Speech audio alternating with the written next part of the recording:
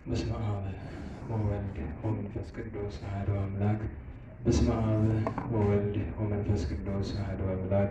በስመ አብ ወወልድ ወመንፈስ ቅዱስ አሐዱ አምላክ አሜን። ይትባረክ እግዚአብሔር አምላክ እስራኤል ወአምላከ አበዊነ ቅዱሳን ዘተሳሃለነ ወገብረ መድኃኒተ ለሕዝበ ዚአሁ። ይቅር ያለን ለወገኖቹ መድኃኒትን ያደረገ አምላከ አበው አምላከ ቅዱሳን ቸሩ እግዚአብሔር ከዚህ ሰዓት ከዚህ ዕለት ስላደረሰን ስለ ቸርነቱ፣ ስለ ይቅርታው፣ ስለ ምሕረቱ፣ ስለ ርኅራኄው ሁሉ ከሁሉ አስቀድሞ ስሙ የተመሰገነ ይሁን፣ የተመሰገነ ይሁን። እንዴት ዋላችሁ? እንዴት ሰነበታችሁ? ቸርነቱ፣ ምሕረቱ፣ ይቅርታው ለዘላለም የባሕርይ ገንዘብ የሆነ አምላካችን ዘላለም ሥላሴ ለአምላክነቱ እንደሚገባ እናታችን እመቤታችን ቅድስት ድንግል ወላዲተ አምላክ እመአምላክ ማርያም ወላዲተ አምላክ እንደመሆኗ ቅድስት ቤተ ክርስቲያኑ ቅዱስ ዕፀ መስቀሉ ያከበራቸው ቅዱሳን ባሮች ሁሉ ስማቸው በድጋሚ የተመሰገነ ይሁን። እንኳን አደረሳችሁ። እግዚአብሔር አምላካችን ከዚህ ዕለት አድርሶናል። ይህች ዕለት ለደጋግ ቅዱሳን አባቶቻችን እና እናቶቻችን ዓመታዊ የመታሰቢያ በዓል ናትና ሳምንት በነበረን ቀጠሮ መሰረት ዛሬ የአባታችን አዳም የእናታችን ሔዋን ዕረፍታቸው፣ የአባታችን ኖህ ልደቱ፣ የነቢየ ጽድቅ ወልበ አምላክ የቅዱስ ዳዊት ልደቱ፣ የአባቱ የእሴይ የሐዋርያው የቅዱስ ቶማስ የእናታችን ግብፃዊት ቅድስት ማርያም ዓመታዊ በዓላቸውን አክብረን የተገናኘ ነው። በቀሪ ሰዓት ደግሞ እሷን ጧፍ አብራለኝ ባለን ሰዓት ደግሞ ርዕስ መርጠን ሀተታ ወስደን ታሪክ ተርከን እግዚአብሔር የወደደልንን ተግሳጽም አነሳስተን የምንጨርስ ይሆናል ማለት ነው።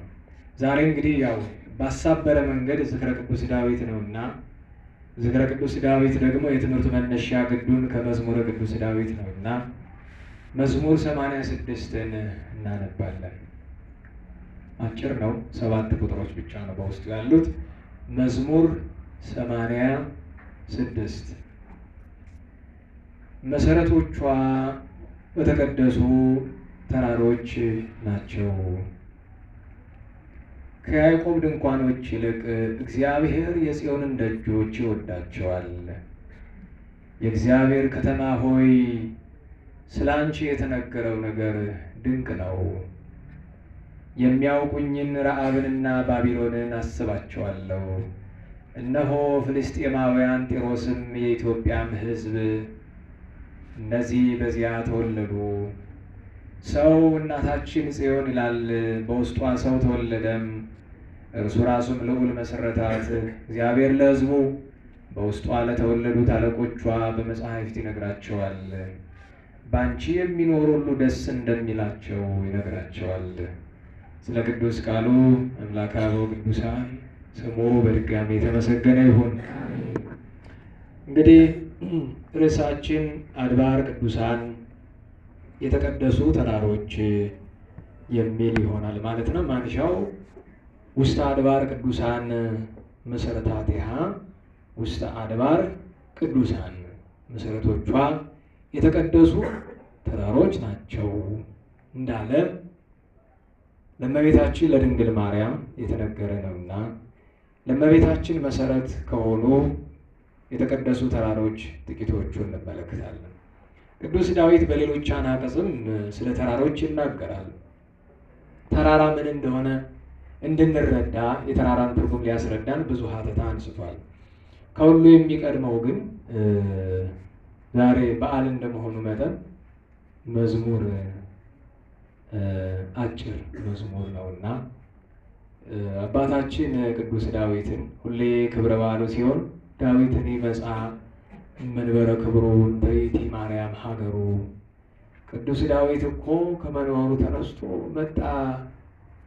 እንተ ይእቲ ማርያም ሀገሩ፣ ሀገረ ዳዊት ማን ናት ትለኝ እንደሆነ ድንግል ማርያም ናት ሀገረ ዳዊት የዳዊት ሀገሩ የተባለች ጽዮን ናት። የዳዊት ሀገሩ የተባለች ቤተልሔም ናት። የዳዊት ሀገሩ የተባለች ኢየሩሳሌም ናት። ኢየሩሳሌምም ድንግል ማርያም ናት። ጽዮንም ድንግል ማርያም ናት። ቤተልሔምም ድንግል ማርያም ናት። ለፍጻሜው ደግሞ ሀገረ ዳዊት መንግስተ ሰማያት ናትና የቅዱስ ዳዊት ሀገር መንግስተ ሰማያት ድንግል ማርያም ናት። በአማላጅነቷ መርታ የምታስገባን ስለሆነ ማለት ነው። ስለዚህ እሱን ያው በየዓመቱ ነው የምንዘምረው። እንግዲህ እሱን እንሞክርና ጥቂት አንዳንድ ነገሮችን ተናግሬ ወደ ዋና ጉዳይ እናልፋለን። ደህና ዋላችሁ? አሁን እንደዚህ ዝናብ ስለጣለ ጥሩ ነው አይደል? ደስ አላላችሁ? አዎ ደስ ይላል። መልካም ነው። ለምን? ሙቀቱ እየከበደ እየሄደ ስለሆነ ከቤት አላስወጣ እያለ ስለሆነ እንደዚህ ብዬ ስናገር ከመካከለኛው ምስራቅ ሀገራት ከሚኖሩ እህቶቻችን አንዷ አይ 28 ዲግሪ 30 ዲግሪ ሴልሺየስን ቁም ነገር ብላችሁት ነው፣ እኛ ጋር እኮ 45 47 ዲግሪ ሴልሺየስ ነው የምንኖረው። አዎ እሱስ እውነት ነው። በዚህ በማይካድራ በሁመራ በአብደራፊ በማርዘነብ በዚህ በመተማ በቋራ ሙቀቱ የትየለሌ ነው። እዚያ መኖርም ከባድ ነው። ግን እግዚአብሔር ያደላቸው ደግሞ ያስቻላቸው ይኖሩበታል በእውነቱ እና ቀዝቀዝ አድርጎናል። እናንተ አብራችሁ ቀዘቀዛችሁ ይሁን ደስ ነው ሊል የሚገባ እንደዚህ ዝናብ ሲዘንም ማለት ነው። እንግዲህ በስላሴ በማምላክ ድንግል ማርያም ጋር ባከበራቸው ቅዱሳን ስም እንዘምራለን። ታውቁታላችሁ ብዬ ተስፋ አደርጋለሁ። ዳዊትን ይመጻ እመንበረ ክብሩ ዳዊትን ይመጻ እመንበረ ክብሩ እንተ ይእቲ ማርያም ሀገሩ እንተ ይእቲ ማርያም ሀገሩ እንተ ይእቲ ማርያም ሀገሩ እንተ ይእቲ ማርያም ሀገሩ ዳዊትን ይመጻ እመንበረ ክብሩ ዳዊትን ይመጻ እመንበረ ክብሩ እንተ ይእቲ ማርያም ሀገሩ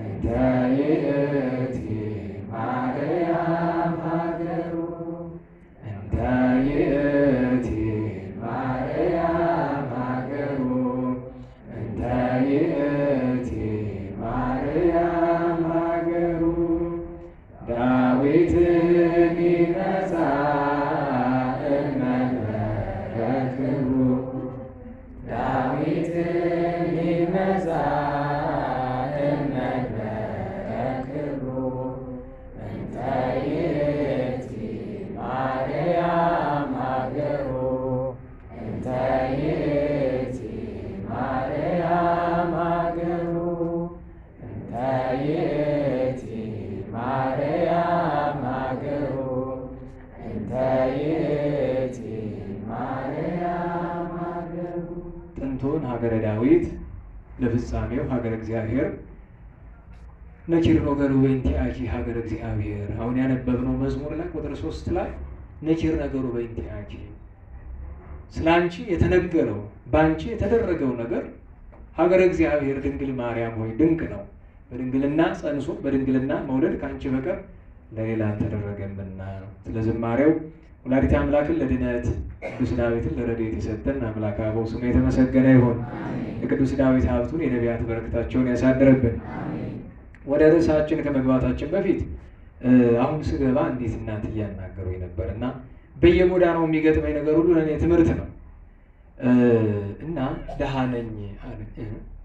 ድሃ መሆንዎት ምን ድንቅ ነዋ። ሀገሪቱስ ድሃ አይደለች? ህዝቡስ ድሃ አይደል? አይ እንደሱ አይደለም። 10 ልጆች ነው ያሉኝ፣ ምንም ገቢ የለኝም። ባለቤትዎትስ ቄስ ነው እና ወዴት ሄደ? መኪና አደጋ ገደለው። 6 ዓመት ሆነው። በቤት ኪራይ እንዳልቸገር የራሩ ሰዎች የቀበሌ ቤት አሰጡኝ። የምግቡ ነገር ግን ጭንቅ ሆነ። ሌላስ ምን ከበደዎት? ልጆች መልእክት ይመጣላቸዋል። ፕሮቴስታንቶቹ እንርዳችሁ ይሉናል። ባናምንበትም እንኳ እምነታቸውን ለሆዳችን ሄደን ብንበላው እንኳ እምነታችን ከካደን ይቆጠራል። ለዚያውም የካህናት ቤተሰብ ሆነን አናደርገውም እና ስንቸገር እንዲያው እንዲህ የሚባል ስላለ ብሎ ላኩኝ አሉና እያሰብኩት ነበረ። ቤተክርስቲያን መዋቅራዊ አሰራር ቢኖራትና ማዕከላዊ አሰራር ቢኖር ካህናት ጥሮታ ሊኖራቸው ይችል ነበር። አሁን ለምሳሌ በዓለሙ የሚኖር ሰው ፕሮቪደንት ፈንድ ይባላል አይደለም? እሱ የተጠራቀመው ሲሞት ይሰጠዋል። ጥሮታ ነው ፍላጎቴ ካለ ደግሞ ጥሮታ ሆኖ ጥሮታ እስከፈለቀው ጊዜ ድረስ ለሱም ሆነ ለቤተሰቦቹ ጥሮታ እየተሰጠ ይኖራል። እና እሱን አሰብኩት። እኔን እናት ከመርዳት ጀርባ ባሻገር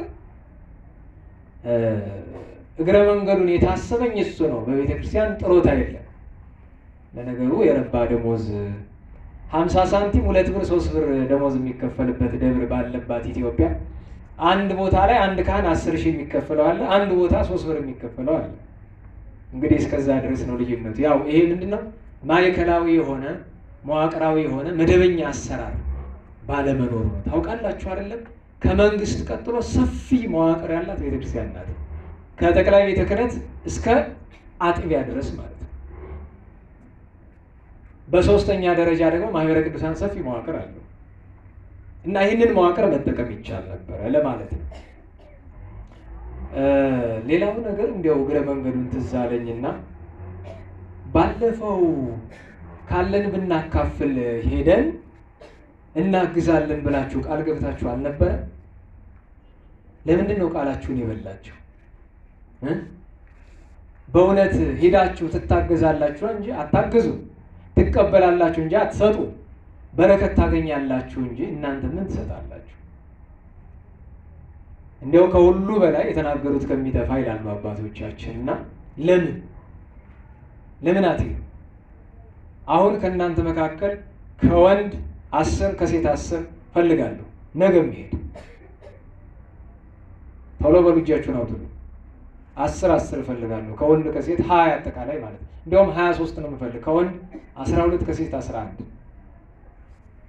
በሉ ከፍ አድርጉ። መልካም 4 5 6 7 8 9 ሰው ነው ከወንድ የሚታየኝ። 10 11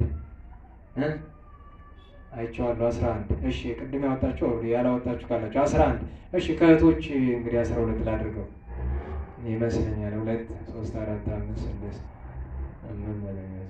12 13 ጥሩ። እሺ በሉ እኔ ዳዊትን ደውዬ ጠይቀዋለሁ። በነገራችሁ ላይ ስሙ ዳዊት ነው ሰብሳቢው። ጠይቀዋለሁ እንዳትቀሩ ነገር በሆነው ሰዓት ብቻ 23 ሰው መጥቶ ነበር። ስትሄዱ ከዝክረ ቅዱሳን ነን አይደለም፣ ምንድን ነው ነን ነው። ጎንደር አዲስ አበባ ያላችሁ ልጆች ነን አትበሉ፣ ነን። ደጋግሜ እነግራችኋለሁ። የጎንደርን አማርኛ ልመዱት። የእውነት የጥንቱ እናጤ ፋሲል እናጤ ቴዎድሮስ ሲናገሩት የነበረው አማርኛ። አጤ ምኒልክ ራሱ ነን አይሉ ነን ነው የሚሉ ነበር። አዲስ አበባን ሸዋን የመሰረቱት ጣይቱ ምኒልክ እንደዚህ ነው መጨረሻ። ግን ነን ማለት ስህተት ነው እያልኩ አይደለም፣ ግን እንዳይጠፋ ነው። ይሄ አሁን የጎንደር ሰው በቃ ትልጣን የሚመስለው አዲስ አበባ መምሰል ነው። አዲስ አበባ ድረስ የመጣ የጎንደር ሰው አይታለባችሁ አለማውራት ነው እሱ ጋር እኔ አዲስ አበባ አማርኛና ይሄ ኦኬ ምናምን የሚል እንግሊዘኛ ፍዳችሁን ነው የሚያበላችሁና የጎንደርን አማርኛ ያዘው። እንዲያም ካለ እንደው እንደ መንፈሳዊ አይመከርም እንጂ እዛ አዲስ አበባ አንድ የዚህ የጎንደር ወጣት የዛሬ 20 ዓመት አካባቢ ሄደና እናቱ ሙታ ቀብሮ ነው ሄደ። እናቱ ጎረቤታችን ነች አውቃታለሁና ከዛ ሄዶ ሲያወሩ ቁም ምናምን ብለው ይለዋል። ሲያልፍ እንደምታውቁት ያው ጉልቤዎች አሉ አይደል? እና ዝም ብሎ ሄደ እና ቀጭን ነው። አንተ ቁም እናትህን ብሎ እናቱን ይሰድብበታል። ምን የኔን እናት ዓለም ፀሐይ ሰፈሩን ባንድ እግሯ ቆሙ። ለምን ጎንደሬ ነው እንዳትረሳ። ወገቡን የታጠቀ የሀገር ራስ የሆነ ጎንደሬ ነው። ቲቪስ ሊከፋዋል ሁሉ ሰርተህ አሳይ። እስቲ ዛሬ እናመስግናት ጎንደሬ። አዎ ሰርተህ አሳይ። ወንድነቱን ጎንደሬ አሳይቶ ነው ይታወቃል እኮ። ወደፊትም ገና ያሳያል። ይሄ ሱሪውን ዝቅ ያደረገው ሁሉ ከፍ አድርገው የታጠቀ የኢትዮጵያ ትንሣኤ የሚጀምረው ጎንደር ላይ ነው። ማወቅ አለባችሁ። ዛሬ አንድ ምስጢር ላምጣ። ጎንደር ላይ ነው የሚጀምረው የኢትዮጵያ ትንሣኤ። ማወቅ አለባችሁ። ግን ወገባችሁን ታጠቁ። መስዋዕትነት አለው የሚከፈል መስዋዕት፣ ዝም ብሎ አይደለም። አታይም? ብዙ ነገር አለ ብናስተውል ማለት ነው። ስለዚህ እንዲያው ሄዳችሁ እኛ ከዝክረ ቅዱሳን ነን ብላችሁ አግዛችሁ መሄድ፣ ከዚያ በኋላ በቋሚነት የምትችሉበትን በሳምንት በሁለት ሳምንት በወርም ቀጠሮ እየያዛችሁ መሄድ ነው። ሁለተኛው እሱ ነው። ሶስተኛው ሶስት ላድርገው እንግዲህ ምክር በሁለትም በሶስትም ይጠናልና ዛሬ አፄ ቴዎድሮስ የተሰዉበት ቀን ነው። ሚያዝያ 6 ቀን በ1860 ዓመተ ምህረት ነው ቴዎድሮስ ራሳቸውን በጥይት ለሀገራቸው ሲሉ አሳልፎ ይሰጡ ማለት ነው። እና ስለ አፄ ቴዎድሮስ ሌላ ምንም ለማለት ሳይሆን ታስታውሱ ከሆነ ባለፈው ነግሬያቸዋለሁ። የኢትዮጵያ ትንሣኤ ከዚህ በፊት በአዲስ ኪዳን ተደጋጋሚ ተሰርቷል፣ እንዳትረሱ። ያው ድንጋይ እየወረደ ነው፣ ድምፁ አይረብሽም፣ ደህና ነው። የኢትዮጵያ ትንሣኤ ታስታውሳላችሁ። አንደኛው በአብርሃ ወአጽብሃ፣ ሁለተኛው በእነ ቅዱስ ላሊበላ፣ ሶስተኛው በእነ አፄ ይኩኖ አምላክ እስከ ዘርዓ ያዕቆብ፣ አራተኛው በእነ ፋሲል፣ አምስተኛው በእነ ቴዎድሮስ ነው አይደለም። አፄ ቴዎድሮስ የኢትዮጵያን ትንሣኤ ለማምጣት ነው ብዙ የደከሙ። አዎ ተሳስተዋል። ትናንት አንድ ነገር ሰማሁኝ። በዚያ ማዶ ደናቁርት አሉ፣ በመሀል ሀገር ያሉ። ቴዎድሮስን ያጀገነው ስራው ሳይሆን አርቱ ነው፣ ማለትም ስለሱ የተጻፉ ቲያትሮች፣ ግጥሞች ናቸው። ቅድም አንድ ጸሐፊ አንጀቴን አራሰው፣ ቴዎድሮስን ያጀገነ ጥበብኛ ሀገር የለም፣ ጥበቡን ያጀገነው ራሱ ቴዎድሮስ ነው ብሎ የተማረ ሰው። የተማረ ይግደለኝ ይባላል። አይግደለኝ፣ መግደሉስ አይግደለኝ፣ ግን ጥሩ ነው የተማረ። ተማረ አልተማረ ገደለኝማ ገደለኝ ነው። ጥበቡን ያጀገነው ቴዎድሮስ ነው። ቴዎድሮስን ተውትና ቴዎድሮስና አቡነ ጴጥሮስ ባይኖሩ የኢትዮጵያ ቲያትር ይሞት ነበር፣ ይሞት ነበር። እነሱ ምን አዲስ ነገር ጨመሩለት? እስኪ ጸጋዬ ገብረ መድኅን ነው አይደል በብዛት የሚታወቀው። ነጌትነትም ልጅ ጸጋዬ ገብረ መድኅን ናቸው አይደል? ምን አዲስ ነገር ምን ጨመሩለት ለቴዎድሮስ? ስለ አፄ ቴዎድሮስ የተጻፈው እኮ ጠላት የጻፈው ስለሆነ አብዛኛው ስለ ቴዎድሮስ የሚታወቀው ጭካኔያቸው ነው። እንኳንም ጨከኑ። ምክንያቱም የመሪ አንዱ ምርጥ መገለጫ ጭካኔ ነው። እውነተኛ ስትሆን ነው የምትጨክነው። አሁን እንዳለው ሰውዬ በአፍ እየለበለብክ በውስጥ መመረዝ አይደለም፣ ኮስተር ብለህ ነው። አፄ ቴዎድሮስ ፎቶ ላይ እንደምታዩቸው አይነት ሰው አይደለም። በነገራቸው የአፄ ቴዎድሮስ ምስል ነው የምታዩት ሁሉ ውሸት ነው። ትክክለኛ ፎቶአቸው በጣም ነው የሚያስፈራው። ትክክለኛ ምስላቸው ከግንባራቸው ላይ ትልቅ ጅማት በዋይ ምልክት ወይም ባላ ምልክቱ ነው የቆመ። ሲቆጡ ከተዋበች በቀር ማንም ከፊታቸው አይቆም። በቃ ለማንም አይራሩም። ከጨከኑ ጨከኑ። ምክንያቱም አፄ ቴዎድሮስ ማለት እጅግ ጨካኝ፣ እጅግ ደግሞ ሩሩ፣ እጅግ ሳቂ፣ እጅግ ደግሞ አልቃሽ ወንድ ቢሉ ወንድ ብቻ አይደለም፣ እንደ ማንኛውም ንጉሥ ከኋላ ሆነው አያዋጉም። አፄ ቴዎድሮስ ከፊት የሚዋጉ ሰው ናቸው። ለሀገር ነው። የጭካኔያቸው ምክንያት ወገን አልረዳቸው ስላለ ያ የፈጠረው። ስለዚህ ዛሬ እርሳቸውን ስናስብ ዓላማቸው ኢትዮጵያን እነ አፄ አብርሃ፣ አፄ አጽብሃ፣ እነ ካሌብ፣ እነ ዘርዓ ያዕቆብ፣ እነ ፋሲል እና አድያም ሰገድ ኢያሱ የነበረችበት እነሱ ይዘዋት እያለ የነበረችበት ደረጃ ላይ መመለስ ይፈልጉ ነበር። በሁሉ ነገር በሃይማኖት ደረጃ በትመጡ ቅባት ጸጋ ምናምን እያለ ሲከራከር የነበረውን በአንድ ጽዋ እኔ ማዕዴ አንድ ነው መሶቤ አንድ ነው። ከመሶቤ እጅን መዘርጋት የምትችለው ተዋሂዶ ከሆንክ ብቻ ነው። ካሊያ ልቀቅልኝ በቃ። አምባጫራ ጉባኤ ብትል ሌላ ብትል። ስለዚህ እኒህ ሰው አጤ ቴዎድሮስ ዳግማዊ፣ መይሳው ካሳ፣ ደጃዝማች ካሳ በጣም ብዙ የሰሩ ናቸው። አዎ ይጨክኑ ነበር፣ ጥያቄ የለም። በገና ደርዳሪው እንኳ አንዳንድ ነገሮችን እኔ በበገና ደረጃ በበገና መዝሙር ተደርሶ በገና የሚደረደርለት መሪ ማቀሱን ነው። በበገናኛ ፈጣሪንና ቅዱሳንን እንደምናመሰግናለን ከስጋ ለባሽ እሳቸውን ነው። አባትና እናቱ ዋላ እንዳልወለዱ አባት አጠቃሳ ያወንዱ የሚባልላቸው እሳቸው ናቸው። መቅደላ ባንቺ ክፉ ጎራ ሴቱን ሁሉ ንቆ ሲኮራ ወንዱ አንቺን ወደደ ተኛ ካንቺ ጋር ይላል አይደል? በገና ደርዳሪ አንተም ጌታ አይደለህ እኔም አልሆሉሌ የኢየሩሳሌም ሰው ካልጫነ በርሞሌ ተብሏል። እና አጤ ቴዎድሮስ እጅግ ዳዊት ደጋሚ። በነገራችሁ ላይ አንበሳ ግራና ቀኝ የአንበሳ ፎቶ አይደለም፣ የአንበሳ ቅርጽ አይደለም። ትክክለኛ አንበሳ በግራና በቀኝ አድርገው ነበር የሚያቀመጡ ዙፋናቸው ላይ። መጀመሪያ ጎንደር፣ ኋላ ደብረ ታቦር ማለት ነው። ኋላ ደግሞ መቅደላ። እና ያጠፋ ሰው ሲመጣ አስገቡት ነው የሚለው። እነዛ አንበሶች ካሉበት ፊት ለፊት መቼም ማን ነው ወንድ ገብቶ የሚቆም የምታውቁት ነው። እና ከህይወት ታሪካቸው ከሚያስገርመኝ መካከል አንደኛው አንድ ቀን ዘመቻ እየሄዱ ወደ ሱዳን መንገድ ላይ ትንሽ ሰዎች እንደ 10-15 የሚሆኑ ሙሽራ ይዘው እያለፉ በአጋጣሚ የቴዎድሮስ ሰራዊት እንደዚህ ነው የሚሄደው። የሙሽሮቹ ደግሞ አቋርና ሲያዩ ሰራዊቱን ደነገጡ፣ ቆሙ። ከዛ ሰራዊቱን የሚመሩት እነ ፊት አውራሪ ገብርዬ ጃንሆይ እንለፍ ብለው ሲሉ አናቸው አቁም ብለው ሰራዊቱን በሙሉ ሰራዊት በነገራችሁ ላይ አይገታም። አደጋ ካልመጣ ለማረፍ ካልሆነ መንገድ አይገታም። ምክንያቱም ያ ሰራዊት ማለት ሀገር ነው። ትናንት ያ የጦር ጄኔራሉ እንዳለው ለመሬት ብለን አንዋጋም እንዳለው አይደለም። እና ለምን ብሎ ነው የሚዋጋ ታዲያ? ለዛፉ ነው ኪሱ ላስቀመጠው ሳንቲም ነው የሚዋጋ? ነውር እኮ ነው አይባልም። አንዳንዴ አድጦት ይሆን ነው ከልቡ አንዳንድ አይደል አወቅሽ ሲሏት ምን አጠበች ይባላል አይደል? አስቸጋሪ ነው።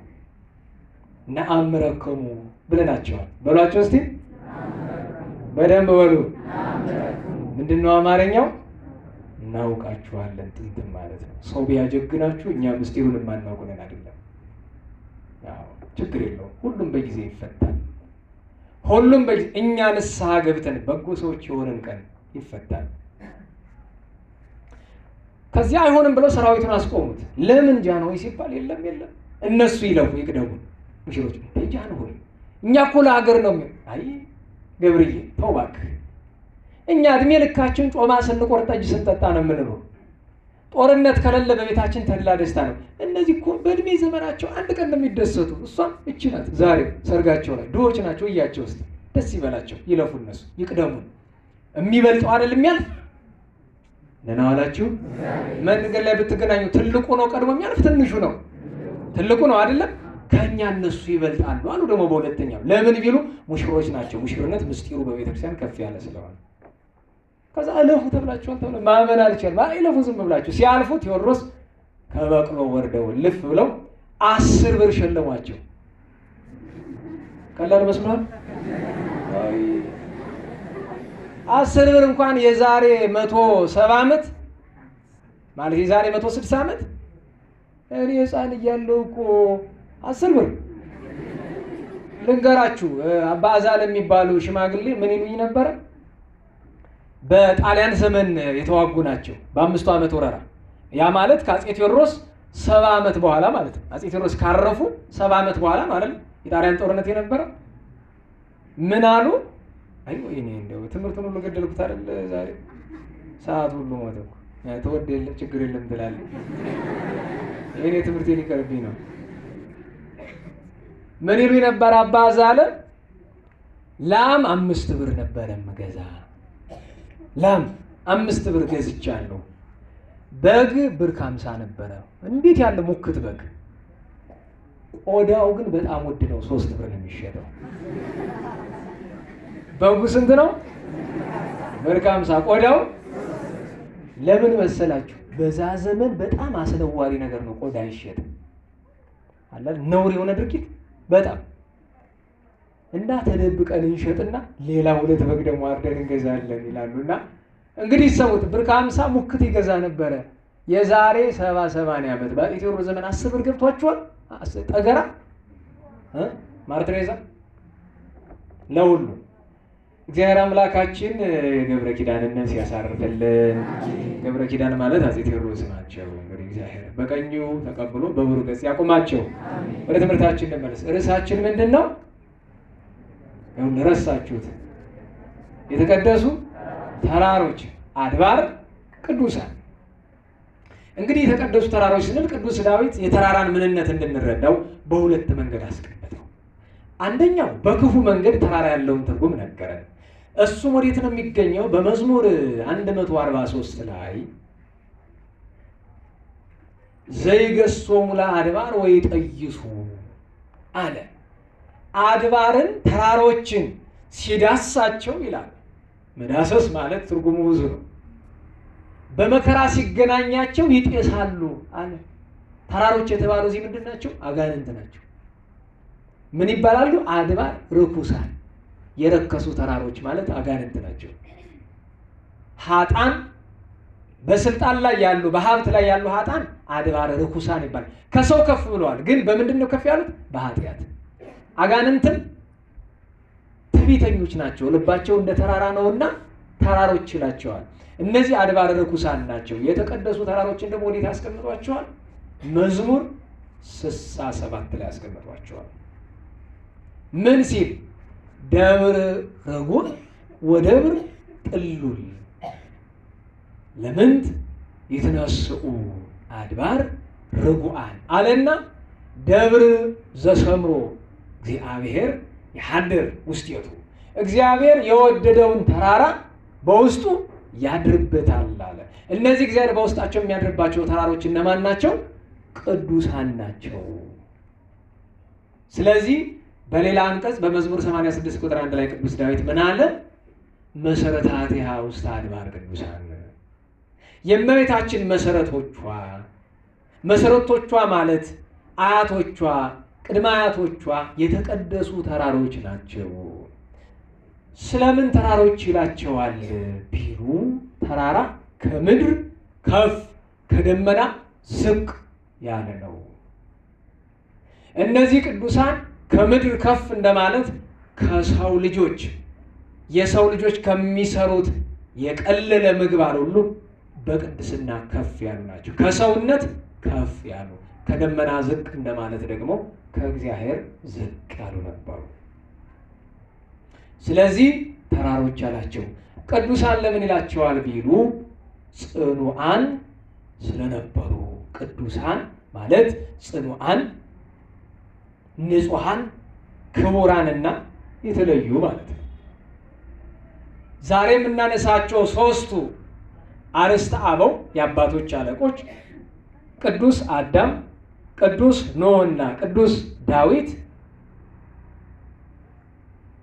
በሕይወታቸው ከኃጢአቱ ዓለም የተለዩ፣ በእግዚአብሔር ፊት የከበሩ፣ ንጽሕናን የወደዱ፣ ጸንተው የተገኙ ናቸው። ስለዚህ እግዚአብሔር አከበራቸው። ንሳያዝ እግዚአብሔር አከበራቸው። ስለዚህ የተቀደሱ ተራሮች ተባሉ።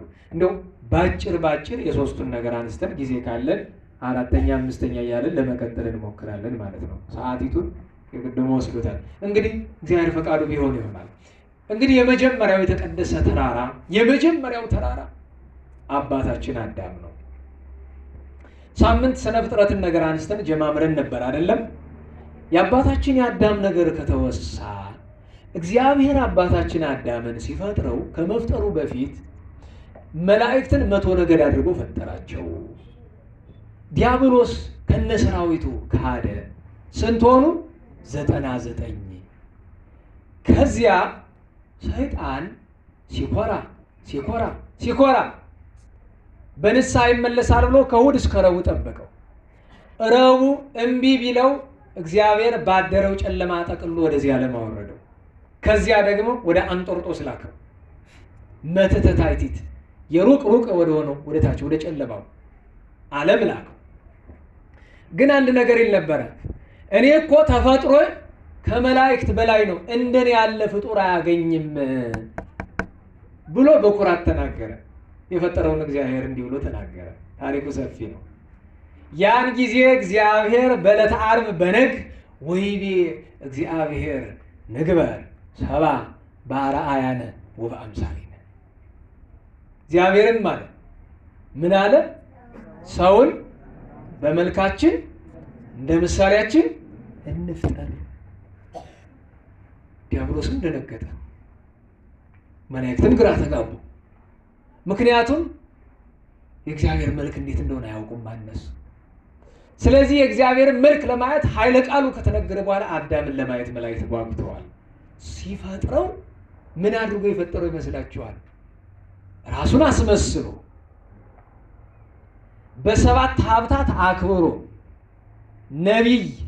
ነቢይ ማለት ነው። ገና የሚደረገውን ወደፊት የሚያውቅ ሰይጣን አያውቅም። ደህና ዋላችሁ። አንዳንዴ ጠንቋዮች ወደፊት የሚደረገውን ይናገራሉ አይደለም? ሰይጣን ራሱ የሚያደርገውን ነው የሚነግራቸው። ወይ ደግሞ ይነግራቸውና ግዱን ሄዶ በአንዱ ኃጢአተኛ አድሮ ያስፈጽመዋል። ለምሳሌ በዚህ ቀን 100 ሰው ይገደላል ብሎ ትንቢት ያናገራል አይደል? እንዴት ዋላችሁ። ከዛ አንዱ ጋር ሄዶ ያድርበትና 100 ሰው እንዲጨፈጭፍ ያደርገዋል። ወይ ወደ ሸኔው ወደ አንዱ ገብቶ ያስጨፈጭፋል። ስለዚህ ምን ሆነ? ትንቢቱ ተሳካ ማለት ነው እንጂ ሰይጣን ወደፊት የሚመጣውን ማወቅ አይችልም። እስቲ ጥያቄ ልጠይቃችሁ። ጠላት ጸላኢ በልባችን ያለውን መርምሮ ማወቅ ይችላል አይችልም? ንገሩኝ። የሁሉን ሰው ነው ወይስ እግዚአብሔር ያደረባቸውን? እግዚአብሔር ያደረበትን ነው እንጂ የሌላውንም ያውቀዋል። ማወቁን ተውትና ልብ ላይ ቁጭ ብሎ ክፉ የሚያሳስበው ሰው አይደል ራሱ።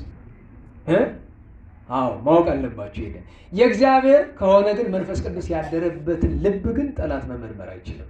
ስለዚህ መንፈስ ቅዱስ እንዲያድርብን ማሰብ መስራት አለብን። ቸሩ መንፈስ ቅዱስ በእውነት ይደረብን። ከዚያ ነቢይ ሰሙት። ቀጥሎ ካህን ምን ማለት ነው? እግዚአብሔርን በሞገስ የሚያገለግል። በሌላ አነጋገር ካህን ማለት ሹመኛ አስታራቂ ማለት ነው። እሱ ብቻ ሳይሆን ንጉሥ አደረገው። በነገራቸው ላይ የአዳም ንግስና መላእክትን የሚጨምር ነበር። ከመላእክት እንኳን በላይ ነው አድርጎ የፈጠረው። ምንም እንኳን ስጋው መዋቲ ቢሆንም መዋቲ ያደረገው ኃጢአታችን እንጂ ተፈጥሯችን አይደለም። ይሄን ጊዜ ቀና። ልብ በሉ፣ አንድ ታሪክ ልነግራችሁ ነው። ደህና ዋላችሁ።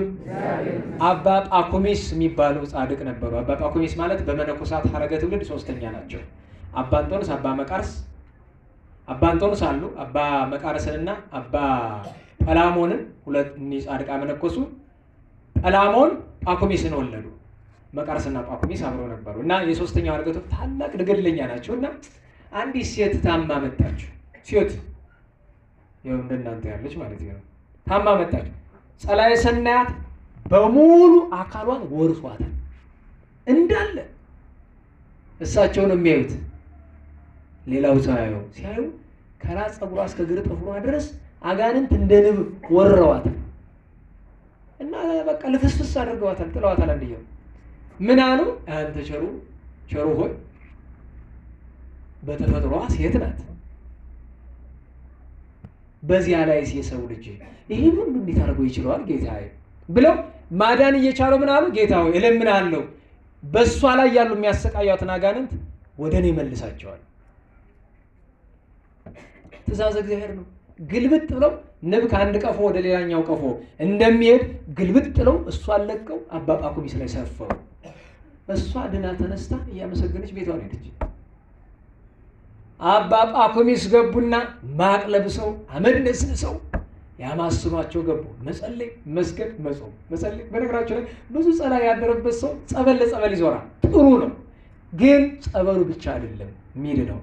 መጽሐፍ የሌለ ወዝንቱ ዘመድ እይወፅ ዘነበለ በጾም ወጸሎት አብሮ አደጋሚ የዕለት የሳምንት የወር ከሆነ አዎ አብሮ ያደገ ኃጢአት የሚያሰራ ከሆነ ግን ጸበል በመጠመቅ ብቻ ነው። ጸበሉም ያድናል። ከጸበሉ ጋር ግን ያስፈልጋል ጾም፣ ጸሎትና ስግደት ያስፈልጋል። በስግደት በጾም በጸሎት እልም አረጓቸው እዚያው ሆነው ተቃጥለው አለቁ። ልብ በሉ ያችን ሴት ሲያሰቃያት ነበር አይደል? አባ ጳኩሚስ ተበቀሉላት።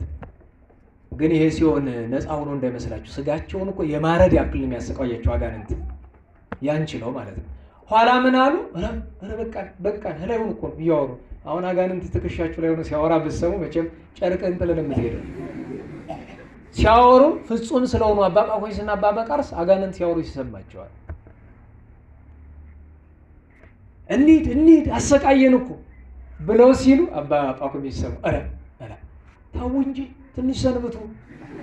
ሰው ወዳጅ ቤት እንግድነት ሲመጣ ውሎ አድሮ በልቶ ጠጥቶ ተስተናግዶ ነው የሚሄዱ እኮ። ትንሽ ሰንብቱ እንጂ ቢሏቸው ምን አሉ? ከገነት በስንት ትግል ካስወጣ ነው ከዚያ ከአዳም በቀር እንደዚህ ያለ አርበኛ ገጥሞን አያውቅም ብለው ብን ብለው ሄዱ። ዛሬ አባ ጳኩሚስን ላነሳሽ ብቻ አይደለም የመጨረሻዋን ኃይለ ቃል ያዟት። ከገነት ካስወጣ ነው ከዚያ ከአዳም በቀር እንደዚህ ያለ አርበኛ ሰው። ብዙዎቻችን አባታችን አዳም የምናውቀው በስህተቱ ከስህተቱ ፊት 7 ዓመት ከ3 ወር ከ17 ቀን እንዳንዳንድ ትርጓሜ 7 ዓመት ከ47 ቀን እንዴት እንደኖረ ማን ያውቃል? አባታችን አዳም እግዚአብሔር ፈጠረው ከአራቱ ባህሪያተ ሥጋ ከአምስተኛ ባህሪየ ነፍስ። አዳም የተፈጠረ ከ7 ባህሪ አይደለም። ከስንት ባህሪ ነው? ከ5 ነው። ከ7 ባህሪ የሚባለው ጠቅሎ ለመናገር ያክል ነው። ምክንያቱም 4ቱ ባህሪያተ ሥጋ ናቸው፣ 3ቱ ግብራተ ነፍስ ናቸው። በነፍስ ውስጥ ያሉ የከዊን ግብሮች ናቸው። ነባቢነት፣ ለባዊነት፣ ሕያውነት ራሳቸውን የቻሉ ባህሪያት አይደሉም፣ የባህሪ መገለጫዎች ናቸው። ስለዚህ ከ5ኛ ባህሪየ ነፍስ 4 ባህሪያተ ሥጋ አድርጎ እግዚአብሔር አክብሮ ፈጥቶታል። እንግዲህ ንጉሥ አድርጎታል። ጸላዔ ሰናያት ከዛ ጊዜ ጀምሮ ለ7 ዓመት ሙሉ ሲከታተለው ኖሯል ሊያስተው። አዳም ከተፈጠረ በኋላ እንስሳትን አመጣለት እግዚአብሔር። ምን ብሎ? ስም አውጣላቸው ብሎ። ይኸውላችሁ አባቶቻችን ለእንስሳት ስም ያወጣሉ። እኛ የሰው ስም ስናወጣ ማን እንደምለው ዛሬ የሚታወቀው ስማቸው የአንዳንዶቹ ተለውጦ ካልሆነ አባታችን አዳም ያወጣላቸው ነው። እና እንስሳት መጡና አዳም ሆይ ጌታችን ሆይ አርደህ ብላን አልበህ ጠጣን አሉት። አይ የለም እግዚአብሔር ያርባችሁ ያስፋችሁ በሰላም ኑሮ መርቆ ስም አውጥቶ አሰናበታቸው። ግን አንድ ነገር አስተውሏል። እንስሳቱ ምንድን ናቸው? ጥንድ ናቸው። ሁለት ሴትና ወንድ እና እኔን ብቻ ነው ብቻዬን የፈጠረኝ አምሳያ የለኝም ብሎ ያስብ ነበርና በሳምንቱ አዳም አባታችን የተፈጠረ በ3 ሰዓት ዓርብ ነው። በሳምንቱ ዓርብ 3 ሰዓት አልፎ ለቀትር ሲጠጋ እግዚአብሔር እንቅልፍ አመጣ። ማእከለ ነቂ ወነዊም አደረገው። በነገራችሁ ላይ እግዚአብሔር ስራው ድንቅ ነው። አዳም አባታችን ከታተመች ምድር ፈጠረው። የታተመች ምድር ድንግል ማርያም ናት። ቀዳማዊ አዳም ለዳግማዊ አዳም ክርስቶስ ምሳሌ ነው። ቀጠለና ደግሞ እናታችን ሔዋንን ከአዳም ጎን ሲያወጣት ሲፈጥራት አይደለም የፈጠራት ጥንቱኑ ከአዳም ጋር ነው። ሲያወጣት ማእከለ ነቂ ወነዊም በመተኛትና በመንቃት መካከል አድርጎታል። ይሄው ምስጢር ነው። ጌታ በመቃብር ላይ ያለ ለኛ ብሎ ከሞተ በኋላ በገዛ ስልጣኑ ነውም በትስብእቱ ወነቆ በመለኮቱ ሕያው ነው። በስጋው ግን ሞቶ ነበር። ማእከለ ነቂ ወነዊም ምሳሌነት። በዚያ ሰዓት እናታችን ሔዋንን አንዲት አጥንት አውጥቶ ከቀኝ በነገራችሁ ላይ በጣም የሚገርመኝ ነገር ሔዋን የተፈጠረችው ከአዳም ከቀኝ ነው ከግራ ጎን ሲባል ሁሉ ሰው በስምምነት ምንድነው የሚለው? ከግራ ይላል። የትኛው መጽሐፍ ነው ከግራ ያለ? መጽሐፍ ትርጓሜ ምን ይላል? ኦሪት አይታችሁ ከሆነ አንድም ከግራ ይላል። የመጀመሪያው ኃይለ ቃል አያዝም። የጸናው ግን ከቀኝ ነው። በምን ታውቋል ብሎ ጌታ ደምና ያፈሰሰ ከግራ ነው ከቀኝ ጎኑ ነው? ከቀኝ ጎኑ ነው። ሔዋንን ከአዳም ቀኝ ጎን የፈጠራት ቀዳማዊ አዳም ከቀኝ ጎኑ ሔዋንን አስገኘ አይደለም? ሔዋን ለዓለም ድህነት ነው ሞታ መጣች። ጌታ ግን ከቀኝ ጎኑ ምን አፈሰሰ? ደምና ውሃ አፍስሶ ዓለም ዳነ። ምስጢር ነው። ከዚያ ሲነቃ ሔዋን ቁጭ ብላለች። እንግዲህ ሰውት ምንም ፍጥረት በሌለበት ዓለም አይደል ተውትና እንደው ከቤት ተኝታችሁ ቆይታችሁ ስትነቁ ወንዶች የማታውቋት ለዚያውም በጣም ሸጋ መልክ ያላት ቁጭ ብላ ብትገኝ ያስደነግጣል አይደለ? አዳም ግን ተረዳ። ዛቲ አጽም ማጽሜ ወዛቲ ስጋ እምስጋዬ ለትኩነኒ ብእሲቴ፣ ይህች ስጋ ከስጋዬ ናት፣ ይህች አጥንት ከአጥንቴ ናት፣ ሚስቴ ትሁን አለ። ስሟን ሰየመላት። ለሚስት እኮ ባል ወይም የባል ቤተሰብ ስም ያወጣል አይደለም? ያወጣል። ግን ዘንድሮ ብታወጡ አይቀበሏችሁም። አስቸጋሪ ነው። እውነቴን ነው። ማውጣት አለበት። ለምሳሌ እናታችን ቅድስት እግዚአብሔር የማን እናት ናት? ኧረ እንዴት ዋላችሁ? ኧረ እንዴት ዋላችሁ? አይሰማኝም። የማን እናት ናት? የአቡነ ተክለ ሃይማኖት። ትክክለኛ ስሟ ማን ነው?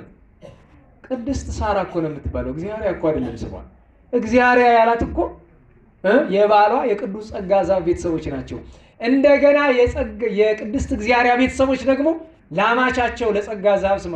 ጸጋ ዛብ እኮ አይደለም ስሙ፣ ዘራ ዮሐንስ ነው የሚባለው እኮ። አያችሁ፣ የፍቅር ስም ይሰጣል፣ ለደቀ መዝሙር ስም ይሰጣል፣ ለመምህር ስም ይሰጣል፣ ለልጅ ስም ይሰጣል፣ ለሚስት ለባል ስም ይሰጣል። አባታችን አዳም ምን አላት? ሔዋን አላት። ሔዋን ምን ማለት ነው? የሕያዋን ሁሉ እናት። አዳም ያለው እግዚአብሔር ነው። አዳም ማለት ምን ማለት ነው?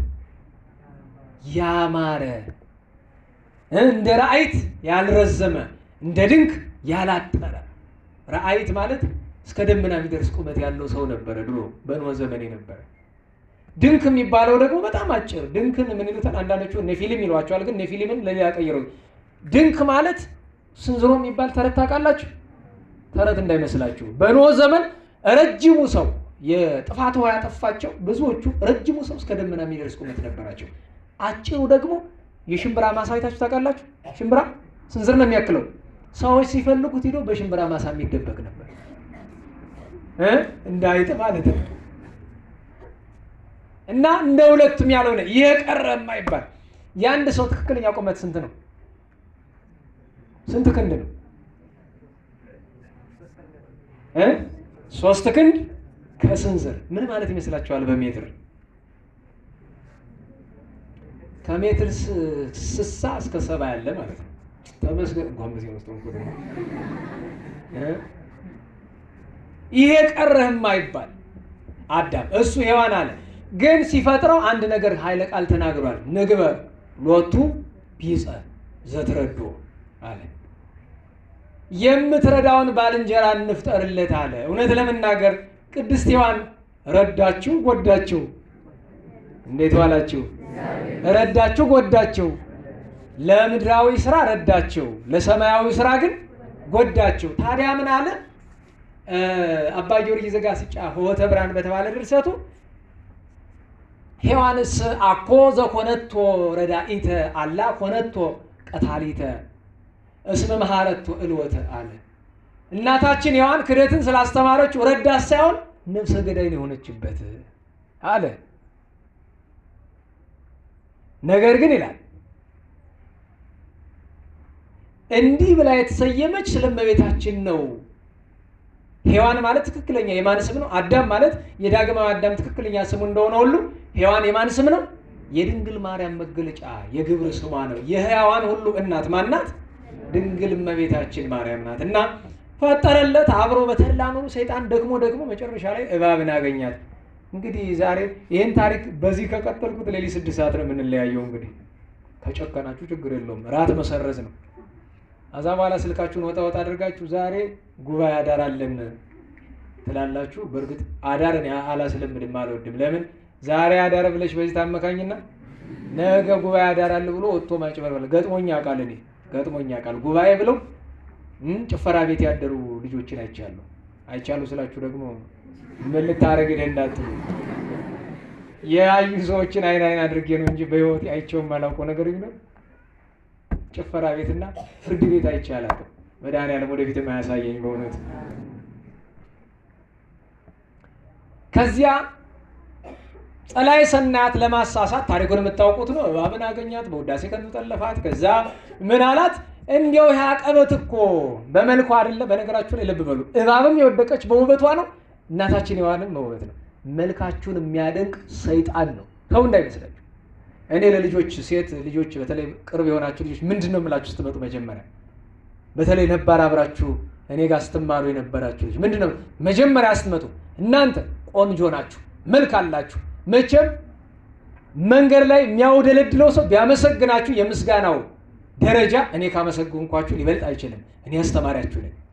በቃ ቆንጆ ናችሁ፣ ሌላ ነገር አያስፈልጋችሁ። እና አንድ ወንድ መጥቶ እንዲህ ስታምሪ ካለሽ አውቃለሁ፣ ምን ፈለክ? አዎ እንደሱ ነው። በቃ አውቃለሁ፣ ምን ፈለክ? ሴት ልጅ ኮስተር ስትል ነው። የሴት ልጅ ሳቅ ለቤተሰቦቿና ለባሏ ካልሆነ ለሌላው ሰው ወጥመድ ነው። ስትስቂ ሰው እያጠመድሽ መሆኑን ማወቅ አለብሽ። ይሄ ቀላል እንኳን ዛሬ እንደምታውቁት እግዚአብሔር በቸርነቱ የአንዳንዱን ሰው ጥርስ ወጣ ገባ አድርጎ ይፈጥረዋል። ትሄድልኝና እዛ 10,000 ከፍለህ ምንድነው የሚባለው እዚህ የምታስሩት ምን ብሬስ ነው የሚባለው? እሱን አስረህ ቀጥ አድርገህ ባለ ጥሩ ጥርስ ሆነህ ትመጣልኛለህ። ኋላ እግዚአብሔር ረግፎ ዛፈር ይበላው የለ። አማራ አላማረ ምን ኃጢአት ነው እያልኩ አይደለም። እንደው አንዳንዴ አንዲት የተበላሸች ነገር ስትኖር ጥሩ ነው። ለምን የሰው አይን አይቶ አይቶ ትንሽ ድንግጥ ብሎ እንዲመለስ ማለት ነው። እባብን አቀበት ቁልቁለቱ እኮ ከባድ ነው። ስለዚህ እንዲያው እየተጋገዝን እንውጣው። መጀመሪያ እኔ ልሸከምሽ አላት። ተንኮል ነው። እሺ ሰዎች ሊጎዱን ሳይሆን ሊጠቅሙን ሲመጡ ነው መጠንቀቅ። ሊጎዱን ነው፣ ግልጽ ነው። ተሸክሞ አቀበቱን ወጣና ቁልቁለቱ ላይ ሲደርስ በፀሐ ጊዜ ተባረዮ አሁን ተራሽ ደረሰ። ፍዳ ጾርኩኪ ጾርኒ፣ እንደ ተሸከምኩሽ ተሸከሚኝ አላት እና በላ ተሸከመችው። እዚያው ላይ ሰርጾ ገባ። አፏን አፍ አደረገ፣ ሰውነቷን ሰውነት አደረገ፣ ገባ። ከዚያ አባታችን አዳምን አገኘው። የአዳም ትልቁ ነገሩ ጸጋውን ልንገራችሁ። አዳም አባታችን በተፈጠረ በ40 ሔዋን በ80 ሲገቡ መላእክት ቅዱሳን በፊት በኋላ በቀኝ በግራ ከበው የብርሃን አክሊል ደፍተው አዳምና ሔዋን የብርሃን ካባ ላንቃ፣ የብርሃን ዝናር ታጥቀው፣ የብርሃን ቀሚስ ሞጣይት አድርገው፣ የብርሃን ጫማ ተጫምተው፣ የብርሃን መነሳንስ በቀኝ እጃቸው፣ የብርሃን በሎት በግራ እጃቸው ይዘው ቅዱስ እግዚአብሔር ዘገብሮ ለአዳም በዘዚ አዋራይ አምሳል እየተባለ እየተዘመረላቸው እንደ ምሳሌው አዳምና ሔዋንን የፈጠረ እግዚአብሔር ቅዱስ ነው እየተባለ ነው ገነት የገቡ። ከዚያ በኋላ እግዚአብሔር ከሰማያት ሲናገር ገነት ላይ ሆነው አዳምና ሔዋን ያደምጡ ነበረ ድምፁን። ይሄ ትልቅ ሀብት ነው። እግዚአብሔር ሲናገር ይሄ ነበረ ሀብታችን በተፈጥሮ። ይሄንን ስናጣ ነው ቅዱስ አትናቴዎስ በቅዳሴው ኦ አዳም ምን ትኖር ረሳይናከ፣ አዳም ወይ ምን በደልህ ምን አረግንህ እዚያ ክብር ያዋረድከን ይላል። ኋላ አለፍ ብሎ ግን ኦ አዳም ወሔዋን አኮ ዘይትካሃል ኪያክሙ ንጻል፣ እናንተን ክፉ ልንናገራችሁ ልንሰድባችሁ አይገባም። ለምን አንትሙሰ ነሳህያን በተግሳጸ እግዚእ መሐሪ ወቦይክሙ ውስተ ዘቀዳሚ ርስትክሙ ብሎ ተናግሯል። እናንተ በመሐሪው አምላክ ተግሳጽ ንስሐ ገብታችሁ አምላክ ሰው ሆኖላችሁ ወደ ርስት ገብታችኋል። ስለዚህ እናንተን ልናገር አይቻለንም ማለት። ግን ሲቆረቆረው ስሜት ሲሰማው ግን መጀመሪያ አዳም ምን ተኖር ረሳይናከ ብሎ ነበረ። ያ ነበረ ትልቁ የአዳምና ሔዋን ክብራቸው። ያ ብቻ አይደለም፣ የሰዓት ጸሎት ያደርሳሉ። አዘክሮት ታውቃላችሁ አይደል? ትናንት አንድ ሰው መጣና ኧረ እንዲያው አንድ መፍትሄ ስጠን አለ። ምንድን ነው ስለ እዚያ መምህር ግርማ የሚባሉ አሉ በአዲስ አበባ፣ የእሳቸው ተከታይ ናት እና መቁጠሪያ የእሳቸው ነው የሚባል መቁጠሪያ ገዝታ በቃ በዛ መቁጠሪያ ራሷን መደብደብ ነው። በቃ ዘበላ ጀርባዋን ራሷን ትመተዋለች እና ያን መቁጠሪያ ትቆጥረዋለች።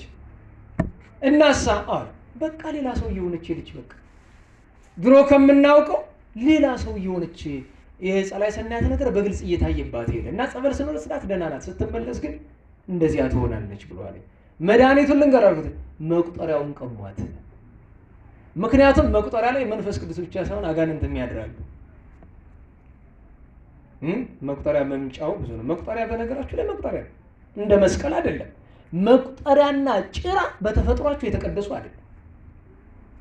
ወይ እንደ አቡነ ገብረ እንድርያስ ያለ ገዳም ሲገኝ እዛው የጻድቁ ጸሎት የቀደሰው ውሃ ውስጥ የሚወጣ መቁጠሪያ ይገኛል፣ ጸበል ውስጥ የሚወጣ ካልሆነ መቁጠሪያ፣ ጭራ፣ መቋሚያ በራሳቸው የተቀደሱ የሚፈውሱ ነገሮች አይደሉም። ቅዱስ ጴጥሮስ ጥላው ይፈውስ ነበር አይደለም? እንዴት ዋላችሁ? ጥላው ይፈውሳል? አይፈውስም። ጥላ እንዴት ብሎ ይፈውሳል? የጴጥሮስ ስለሆነ ነው እንጂ ያንተ ጥላ እንዲያውም ሌላ ኮተት ነው የሚያመጣ። አሁን ይሄውን የኔ ካባይ ይሄ ምንድን ነው የሚባል? ስሙ ምንድን ነው? ኩታ ነው የሚባል። ይሄ ኩታውን ይፈውሳል ወይ መፈውስ? የቅዱስ ጳውሎስ ሰበል ግን ይፈውስ ነበረ። ለምን? ቅዱሳን ቅድስና ሲሰሩ ነፍሳቸው ትቀድሳለች። የነፍሳቸው ለስጋቸው፣ የስጋቸው ለልብሳቸው፣ ለጭራቸው፣ ለመቋሚያቸው፣ ለመቁጠሪያቸው፣ ለጥላቸው ይተርፋል እንጂ በተፈጥሮ በራሱ መቁጠሪያ በተፈጥሮ ያን ማድረግ የሚችል አይደለም። ገበያ ተገዝቶ የሚፈውስ መቁጠሪያ የለም። ይሄ በጣም የተጋነነ ስህተት ነው። ሁለተኛ የተጋነነ ስህተት ደግሞ እቺ ልጅ እስኪ ስሙልኝ እንደው ምን እያለች ነው የምትቆጠረው? እኔ በነገራችሁ ላይ በጣም ማዝነው እንኳን እናንተ በከተማ ያላችሁት አንዳንድ በገዳም በቤተክርስቲያን የሚያሉ ደህና የምትሏቸው መነኮሳት እንኳን ማለት ነው ሲቆጥሩ ዝም ብሎ የሚያወርዱት ጠብ ያደርጉታል። ስሙ ምንድን ነው? እንዴት ዋላችሁ? ምንድን ነው የሚባለው ስሙ? መቁጠሪያ። ታዲያ ስራው ምንድን ነው? ለመቁጠር። ለምሳሌ 64 ከሆነ መቁጠሪያው 64 ጊዜ አቡነ ዘበሰማያት መላልሶ ለመድገም 64 ጊዜ ጸሎተ ማርያም እና አቡነ ዘበሰማያት የምትደግሙ አላችሁ? አቅሙ አላችሁ? በየቀኑ ጧት ማታ የሚቆጠር ጸሎት ከሌለ መቁጠሪያ አያስፈልግም። የሚቆጠር ጸሎት ይኑር። መጀመሪያ ቁጥር እንዳይሳሳት እኮ ነው የተፈለገ። እግረ መንገዱን ደግሞ ጸጋ እግዚአብሔር ላደረባቸው እያንዳንዷ የዚያች መሀል ላይ ያለችው ቅርጿ ጠብ ስትል የምትሰማው ድምፅ የክርስቶስን የደም ጠብታ ለማሰብ ያገለግላል። ሌላም ያገለግላል። ግን ያለ አቅማችሁ አትንጠራሩ። ደርሳችሁ መቁጠሪያ ቆጣሪ አትሆኑ። ካላችሁ ደግሞ በስርዓት ቁጠሩበት። ለምን ብትሉ መቁጠሪያ ጸሎት የሚጸልይ ሰው ጸላኤ ሰናያት እነዚያ ቅዱሳን ትዝ ስለሚሉት ይበሳጫል። ከዛ በኋላ ቻለው አላቅማችን አናድርገው እና የመቁጠሪያ ታሪክ ከአዳምና ከሔዋን ጋር የተያያዘ ነው። እነርሱ ግን በዚህ በእንጨት መቁጠሪያ አይደለም የሚቆጥሩ የነበረ። እግዚአብሔር በጸጋ የሰጣቸውና የማይፋለስበት መንፈሳዊ መቁጠሪያ ነበራቸው። ያን እየቆጠሩ ከመላእክት ጋር እያመሰግኑ ነበር የኖሩት። ከዚያ ገባ ቀትር ላይ 6 ሰዓት ላይ በሀከ አዳም ንጉሠ ሰማያት ወምድር፣ የሰማይ የምድር ንጉሥ አዳም ቸራለህ አለው። ጸሎት እያደረገ ነው። ቀናም ብሎ አላየውም። ምን አለው? ፍልጥ አርዌ፣ በሴት አንቀጽ ከሆነ ፍልጢ አርዌ፣ እባብ ሰይጣንን አላየውም። በሱ እንዳደረ ለይተህ ተናገር። የሰማይና የምድር ንጉሥ አይደለሁም እኔ፣ የምድር ብቻ ነኝ። የሰማዩ እግዚአብሔር ነው። ዞር በልልኛል። ሄደ፣ አሸነፈ። አባታችን አዳም እኮ አሸንፏል። የተሸነፈው አለ ሄደ። እናታችን ሔዋን በዚያች የጸሎት ሰዓት ቀትር ላይ እጇን እያፍተለተለች ቁጭ ብላ ነበር። ስራ ፈታ በሃኪ ሔዋን ንግሥተ ሰማያት ወምድር፣ የሰማይ ምድር ንግሥት ሔዋን ቸራለሽ አላት። ደስ አላት፣ መለሰችለት። ከዚያ ከወሬ ብዛት ጠየቃት። እግዚአብሔር ምን ፈቀደ ምን ከለከለ አላት። የፈቀደ ሁሉን የከለከለ ጸበለስን። ለምን? አይ ተመቅኝቶን አይደለም እኮ ያንን ስንበላ ስለምንሞት ነው አለችው። አይ ልትሞቱ አይደለም፣ ብትበሉ እንደሱ አምላክ ስለምትሆኑ ነው። እውነት ግን ነው? አዎ አላት። ቀና ብላ አየቻት ጸበለስን። ጌታ ምን አለ? በማቴዎስ ወንጌል ምዕራፍ 5 ላይ ሴትን በዓይኑ አይቶ የተመኘ ሁሉ ምን አደረገ? አመነዘረ። እናታችን ሔዋን አይታት የማታውቀውን ጸበለስ እንዲሁ ልብ ብላ የማታያትን ብታያት አፍተዋ ከመትብላ ይላል። ስታያት እንዴት ታምራለች! ዛሬ በመንገድ ስታልፉ ብርቱካን፣ ሎሚ፣ ሙዝ፣ መንደሪን እና አፕል ብታዩ አይናችሁን በጣም የሚስበው የትኛው ነው? እንዴት ዋላችሁ? የትኛው ነው በጣም የሚስብ? አፕሉ ነው። ይታወቃል። በተለይ ቀይ ከሆነ ይስባል። ለዚያውም ደግሞ እኮ ውድ ነው አይደል? አንዱ ፍሬ 25 ብር እያሉ ለምን የማይቀር ማን ነው 25 ብር ገዝቶ አንድ ፍሬ የሚበላ? የሚገርባችሁ የእውነቴን ነው። እኔ ስኖር አፕል ገዝቼ አላውቅም፣ ግን በጣም ብዙ ጊዜ በልቻለሁ። ለምን? የደላው እያመጣ አዎ ያምጣ አይደለው እኔ ምን ገባና እበላለታለሁ። እኔ ግን ገዝቼ አልበላም። ለምን በሉ? 1 ኪሎ 125 ብር ገዝቼ መንገድ ላይ ነዳያንን ባያቸው እግዚአብሔር በመብረቅ ነው የሚመታኝ። እኔ ምን ሊያደርግ 125 ብር የተገዛ አፕል አንተ ጮሮ መድኃኒዓለም እንዲያው የእውነቴን ነው። ግን ዞሮ ዞሮ ጥፋተኛ ነኝ የተገዛ ብልቻለሁ እና የተገዛው ምን ላድርገው? መብላት ነው እንጂ እና ደስ አሰኛት። ከዛ ቆረጥ አድርጋ ለራሷ በላች፣ ለአዳምም አጎረሰችው። ያን ጊዜ ብርሃናቸው ተገፈፈ፣ ጸጋቸው ለቀቀ ከነሱ፣ ራቁታቸው ነው። ታሪኩ ሰፊ ነው። ከዚህ በኋላ አጠራ ነገር እንጋራችሁ። ከዚያ ፍና ሰርክ ከ9 እስከ 12 ባለው መልአከ እግዚአብሔር መጥቶ መጀመሪያ እግዚአብሔር ወርዶ አነጋገራቸው። ለምን አለ? አዳም አባታችን በሔዋን ሲያመካኝ፣ ሔዋን በእባብ፣ እባብ በሰይጣን ሲያመካኙ ሁሉም ተፈረደባቸው። ከፍርዱ በኋላ ውጡ ተባሉ። አይግሩ ዓለም እንደው ስታስቡት በዚህ ዘመን ዲፖርት ማድረግ አለ። አሜሪካ ዲፖርት አድርጋለች፣ ከሀገር ታባረራለች። ያም እንደ ጭንቅ ይቆጠራል አይደል? አይ ከአሜሪካ ወደ ኢትዮጵያ ዲፖርት ብትደረግ እኮ ከሲኦል ወደ ገነት እንደመምጣት ነው። ለምን ታዝናለህ? አያሳዝንም በእውነት። ብዙ ሰው ግን ዲፖርት ላለመደረግ ነው የሚያስበው። እና ከዚያ እያለቀሱ ራቁታቸውን የበለስ ቅጠል ሸፍነው ሄዱ። ብዙ ነገር አለው ኖሩ። ከዚያ በኋላ ለቅሶ ነው፣ ሀዘን ነው። ከታሪክ ሁሉ ግን የሚገርመኝ ነገር ልንገራቸው። አባታችን አዳም እንዲያው ሰይጣን ብዙ ፈትኖታልና ኋላ መጥቶት በሌላ ጊዜ እንተርከዋለን። ደሙን ከወይን ፍሬ ጋር አድርጎ መስዋዕት ሲያቀርብ ጌታ ተናገረው፣ ዓለም በአንተ ደም አይድንም፣ ተረግመሃል። ዓለም የሚድነው በልጄ ደም ነው። ስለዚህ በሐሙስ ዕለት ወበመንፈቀ ዕለት ትወለድ ሞለት ተወለድከ ወድኅ ውስተ መርኅብከ እትቤዘወከ በመስቀል በሞቴ ብሎ ተስፋ ሰጠው። ከ5 ቀን ተኩል በኋላ ከሴት የልጅ ልጅ ተወልጄ በመድረክ ድኬ አድንሃለሁ ብለዋለሁ። አባ ሕርያቆስ በቅዳሴ ምንድን ነው የሚለው? ኦ ምዕራግ ምድር እስከ ሰማይ ወብኪ ተሐደሰ ቀዳሜ ኩሉ ፍጥረት ካለ በኋላ አንቲ ውእቱ ዜማ ታውቃላችሁ? ደህና ዋላችሁ? መቼም ያው እንደ ልቤ ነኝና ባልተማርኩት ዜማ ሁሉ እንደ ልቤ ነው የምጮህና ጮህላችኋለሁ። ምትነቅፍም ነቀፍ ችግር የለውም፣ ግን አይነቀፍም፣ ይነቀፍም የለውም። ደግሞ አንዳንድ ጊዜ ደግሞ ጨርሶ ዜማ አላውቅም ስንላችሁ ደግሞ እንደው አደራችሁ እንዳታሙን፣ ትንሽ ትንሽ ደግሞ እናውቃለን። ምክንያቱም ረጅም ዘመን ቀድሼ አላውቅም። ቀድሼ ማለት ያው በሰራኢ መግባት ከባድ ነው። በሰራኢ መግባት ከባድ የሚሆነው ምንድን ነው? ለእግዚአብሔር ቀርቶ ቅዳሴ ለሰው ይሆናል። ስለዚህ የምንቀድስ ብዙ ጊዜ በምንድን ነው? በአስመልካች ነው። ሰውም ማያየው አገልግሎት፣ ያውም ድምፅ ማጉያ ካለ አስመልካችም ሰው ያየዋል። ድምፅ ማጉያ ይዞ ሲሯሯጥ ነው የሚውል። እሱ ስርዓት አይደለም፣ ነውር ነው። አስመልካች ስራው ማስመልከት እንጂ ድምፅ ማጉያ መያዝ አይደለም። ዲያቆናት አስተውሉ፣ ልብ በሉ። እና አንድ ቀን በስራዬ ግባ አሉ። ኧረ እኔ አልገባም፣ አይ እኔ ብዬ በጣም ተገለና ኋላ አንዱ ዲያቆን ጠርጥሯል። ይሄ ልጅ እንደው እውነትም ቅዳሴ አይችልም ማለት ነው ብሎ ነው መሰለኝ። ኋላ ከገባን በኋላ ቀረብ ብሎ ከዚህ ቀጥሎ ተንሱ ነው የሚባል። እሺ ትንሽ ቆይቶ እዚህ በኋላ ደግሞ ጸልዩዋል። ለምን ቅኑ ነው እኮ ነው። በቃ አይችልም ብሎ ስላሰበኝ እንዳልዋረድበት ነው፣ እየረዳኝ ነው እኮ። እንደዚህ ገጥሞኝ ያውቃል። ደግሞ ለተንሱ ለጸልዩ መናቂ አይደለም፣ ግን ተንሱ ጸልዩ ሰንበት ተማሪም ያውቃታል።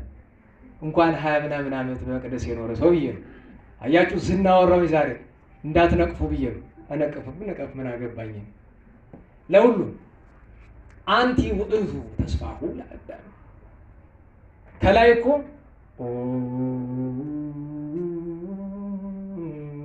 ምዕራግ እምድር እስከ ሰማይ ወብኪ ተሐደሰ ቀዳሜ ኩሉ ፍጥረት እዝል ነው። አንቲ ውእቱ ተስፋሁ ለአዳም አመ ይሰደድ እምገነት ይላል። አዳም አባታችን ከገነት ሲሰደድ ተስፋው አንቺ ነሽ። ድሮ ልጆች እያለን በ1980ዎቹ አጋማሽ አካባቢ አንቺው ነሽ ተስፋው ለአዳም የሚል መዝሙር ነበር አይደል? ከዛ በኋላ ሰምቼው አላውቅም። በ1985 እዚህ መድረክ መንበረ መንግስትና አደባባይ ውስጥ ሰምቻለሁ። በ85 ማለት የዛሬ 28 ዓመት ማለት ነው። ታውቁታላችሁ? ታወቀ። እስቲ አንድ ጊዜ እንበለው በእውነት እንደው በጣም አንቺው ነሽ ተስፋው ለአዳም ኪዳነ ምሕረት አንቺው ነሽ ተስፋው ለአዳም ኪዳነ ምሕረት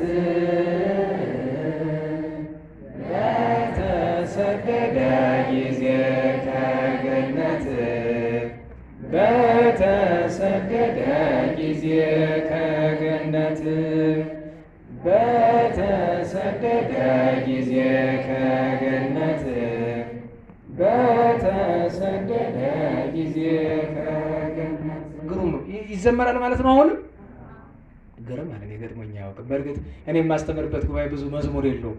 ቀጥታ እንደሄድኩ ትምህርት ስለምገባ ይሆናል እንግዲህ ሰምቼውም አላውቅ እና ያዳምጥ ለምን ቢሉ ከሴት የልጅ ልጅ ተወልጄ አድንሃለሁ ብሎ ሲለው እግዚአብሔር ከመሄዱ በፊት አባታችን አዳም ባለሟል ነውና ምን ኃጢአት ቢሰራ ጌታዬ አቤት ምድንባት ማናት ያቺ ልጅ እስቲ ንገረኝ፣ ስሟን ንገረኝ ተስፋ ስንቅ እንዲሆነኝ አለው።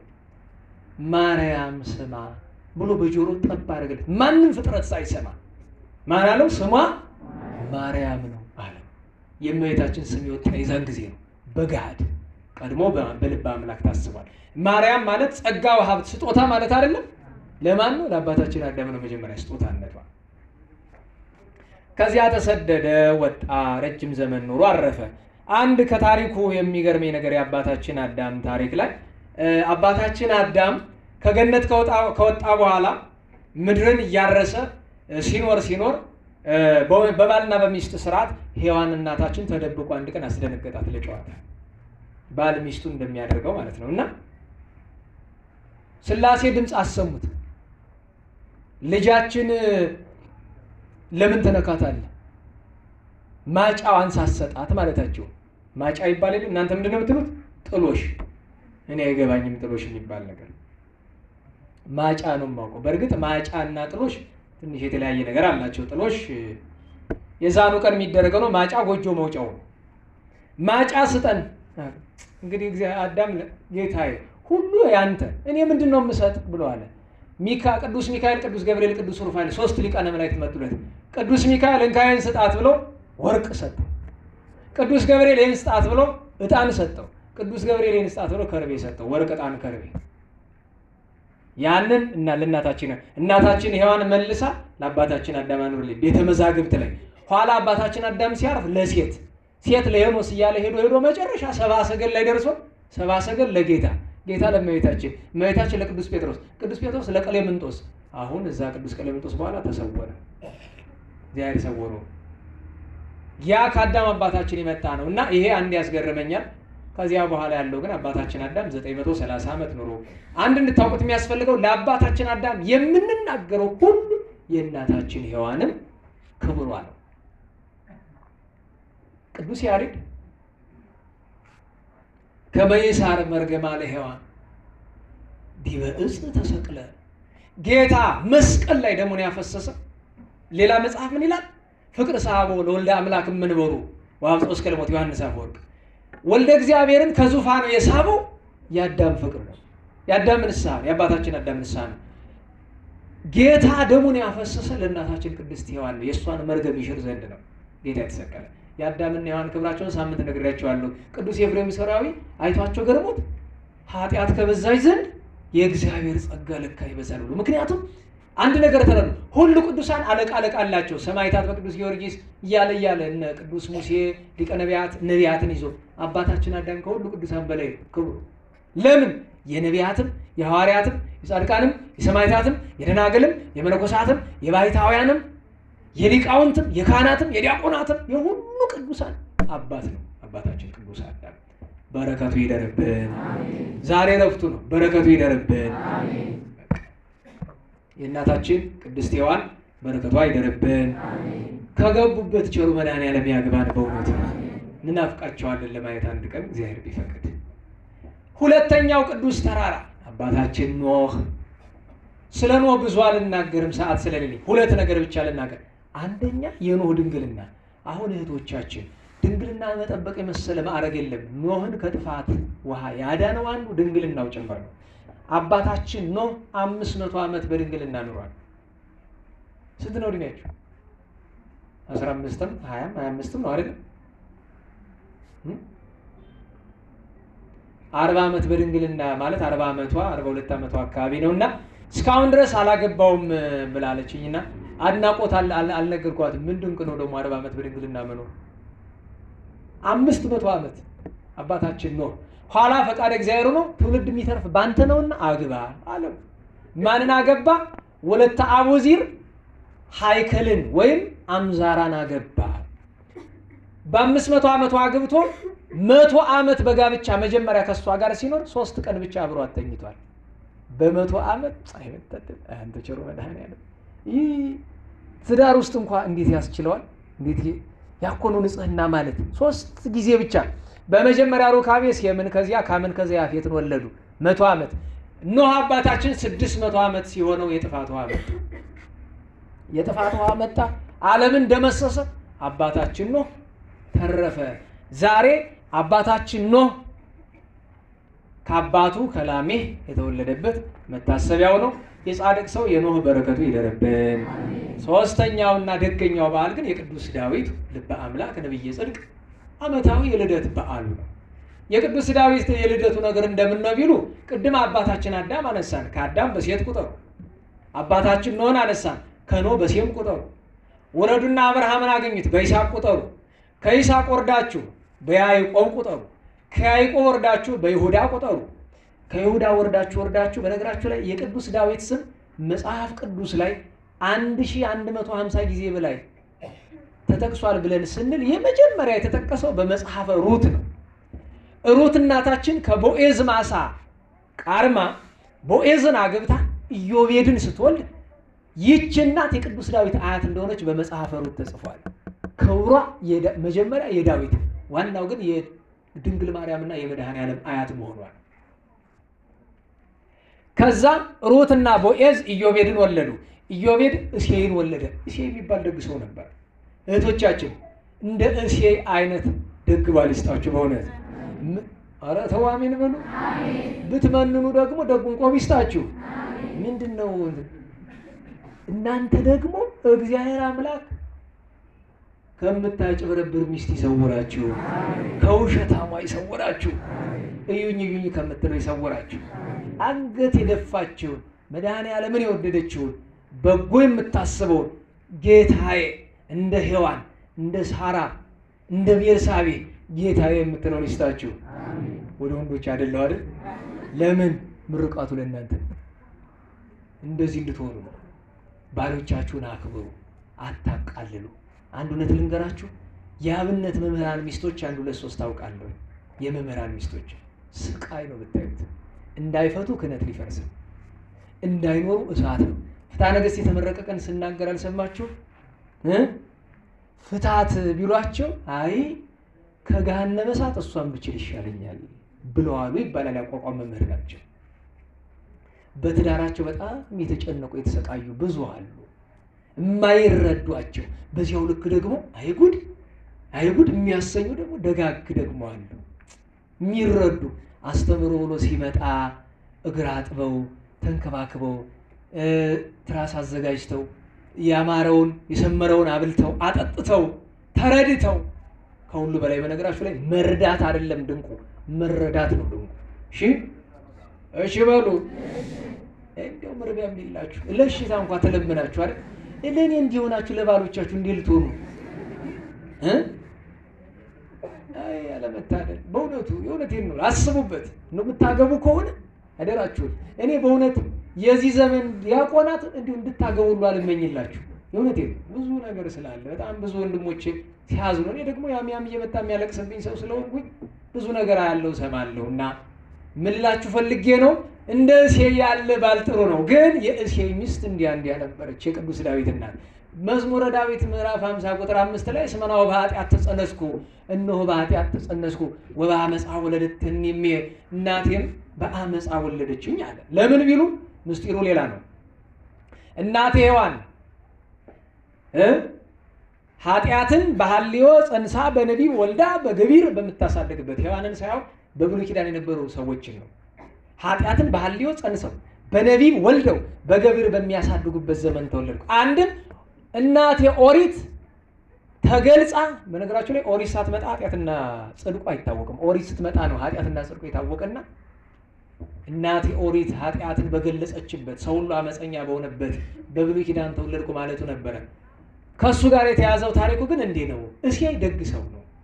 እንዲያውም እኮ አባ ሕርያቆስ ስርው ዘእሴይ የእሴይ ስር አንቺ ነሽ እንተባቲ ተመካሃ የሚመካብሽ ብሏታል እመቤታችን። እና የእሴይ ሚስት መልከ መልካም ናት። እና ከጎረቤት አንድ ጎልማሳ በዓይኑ ሲፈቅዳት ተመለከተ። ኋላም ሐሜት ሰማ እና እስቲ ሊፈትናት። በነገራችሁ ላይ ሊቃውንት ምን ይላሉ? ሰው አትፈትኑ፣ በክፉ አትፈትኑ። ሞክሬያለሁኝ እኔ። ከፈተናችሁ ሰይጣን ያን ሰው ይጥለዋል። እንዲያው ትታመን ይሆን ብላችሁ አሁን አለ አይደለም አንዱ ልጅ እንዲያው ትታመን እስኪ ጓደኛውን ምን ይላል? እስኪ የምትታመን ከሆነ እስቲ ሚስቴን አለ አይደለም እሺ የምትል ከሆነ እንዲያው አንተ መልክ ገንዘብ ያለው ነው ሄደ ተታለለች፣ ማን ተጎዳ? ላኪው። አትፈትኑ። የእውነቴን ነው። እኔ በፊት እፈትን ነበረ ብዙ ልጆች እዚህ አገልጋይ ነበሩት። እንዲያው እንሞትላለን ምናምን የሚሉትን ፈትናቸዋለሁ፣ ይወድቃሉ። በዛ ምክንያት አርቄያቸው ቀርቻለሁ። ግን ስተቱ የነሱ አልነበረም፣ የኔ ነው። መፈተን አለ። ምክንያቱም ፈትነ ነው የሚያልፍ እግዚአብሔር ያደረበት ሰው ካልሆነ ሌላ አይገኝም። ከባድ ነው። እና ልፈትናት አለ። ለምን? አይኑ ያየው ነገር ስላለ። ግን ሲፈትናት በሌላ እንዳይመስላችሁ ሩቅ መንገድ ልሄድ ነው ስንቅ አዘጋጅልኝ አላት። አዘጋጀችለት። ማታ ስንቁን ይዞ ሄደና ሊመሽ ሲል ያን ጎልማሳ መስሎ ልብሱን ቀያይሮ መጣ። ሳትከራከር ተቀበለችው። አብረው ተኝተው አደሩ። የቅዱስ ዳዊት እናት ሁለት ስም አላት። አንደኛው ስሟ በቤተ ጉባኤ ሁብሊ ይሏታልና በሌላም ይጠሯታል። ይህች ሴት አብራ ያደረችው ከቅዱስ እሴይ ጋር ነው። በህሊናዋ ነው የምላችሁ፣ በአካል ከእሴይ ጋር ነው። በህሊናዋ ግን ከማን ጋር ነው ያደረችው? ከጎረቤቷ ጎልማሳ ጋር ነው። እና በዚያች ሌሊት ማን ተጸነሰ? ቅዱስ ዳዊት። አያችሁ፣ የወላጅ ሕገወጥ እንጂ የልጅ ሕገወጥ የለውም። በዝሙት ተወልዶ የተቀደሰ ሕይወት የሚመሩ አሉ።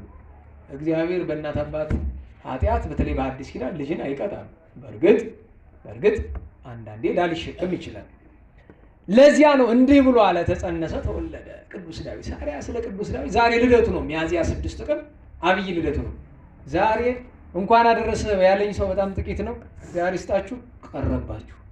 ቅድም ጸሎት ላይ ስማቸውን በዝርዝር የጠራሁት እንኳን አደረሰ ያሉኝ ናቸው። ምን ታረገዋለህ እንግዲህ ለወደፊት ማለት ነው። እሱ ብቻ እንዳይመስላችሁ ረድኤቱ የሚገኝበት ሌላ ስም የሚጠራበት ቦታ አለ። ቀረባችሁ እንኳን አደረሰ በሉ። አሁን እንኳን አብሮ አደረሰን። ጸጋውን ክብሩን ያድላችሁ። ቅዱስ ዳዊት ካደረበት ያሳደራችሁ። በገጹ በደጁ በረድኤቱ በሀብቱ ያገናኘን።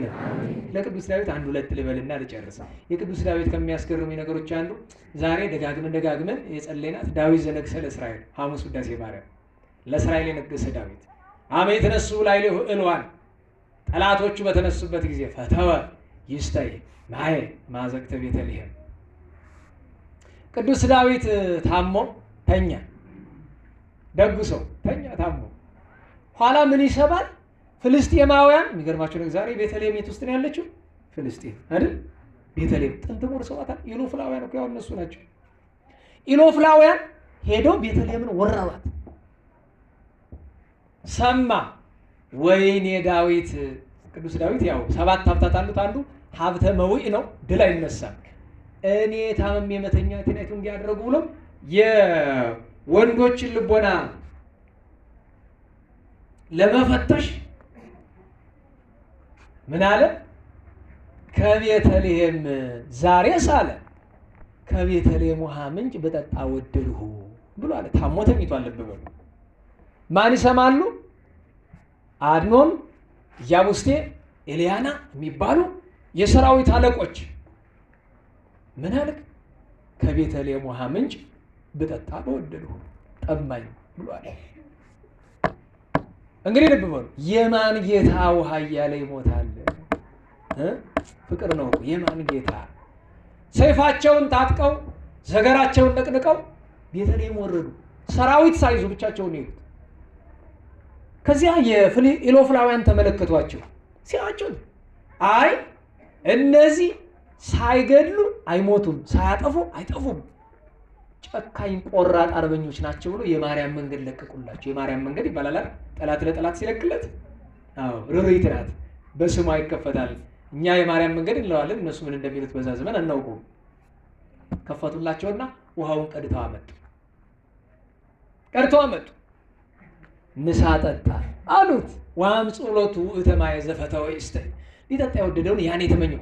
ለምንድን ነው የቤተልሔምን ውሃ የተመኘው ቢሉ የወንድ ልብ ለመፈተሽ።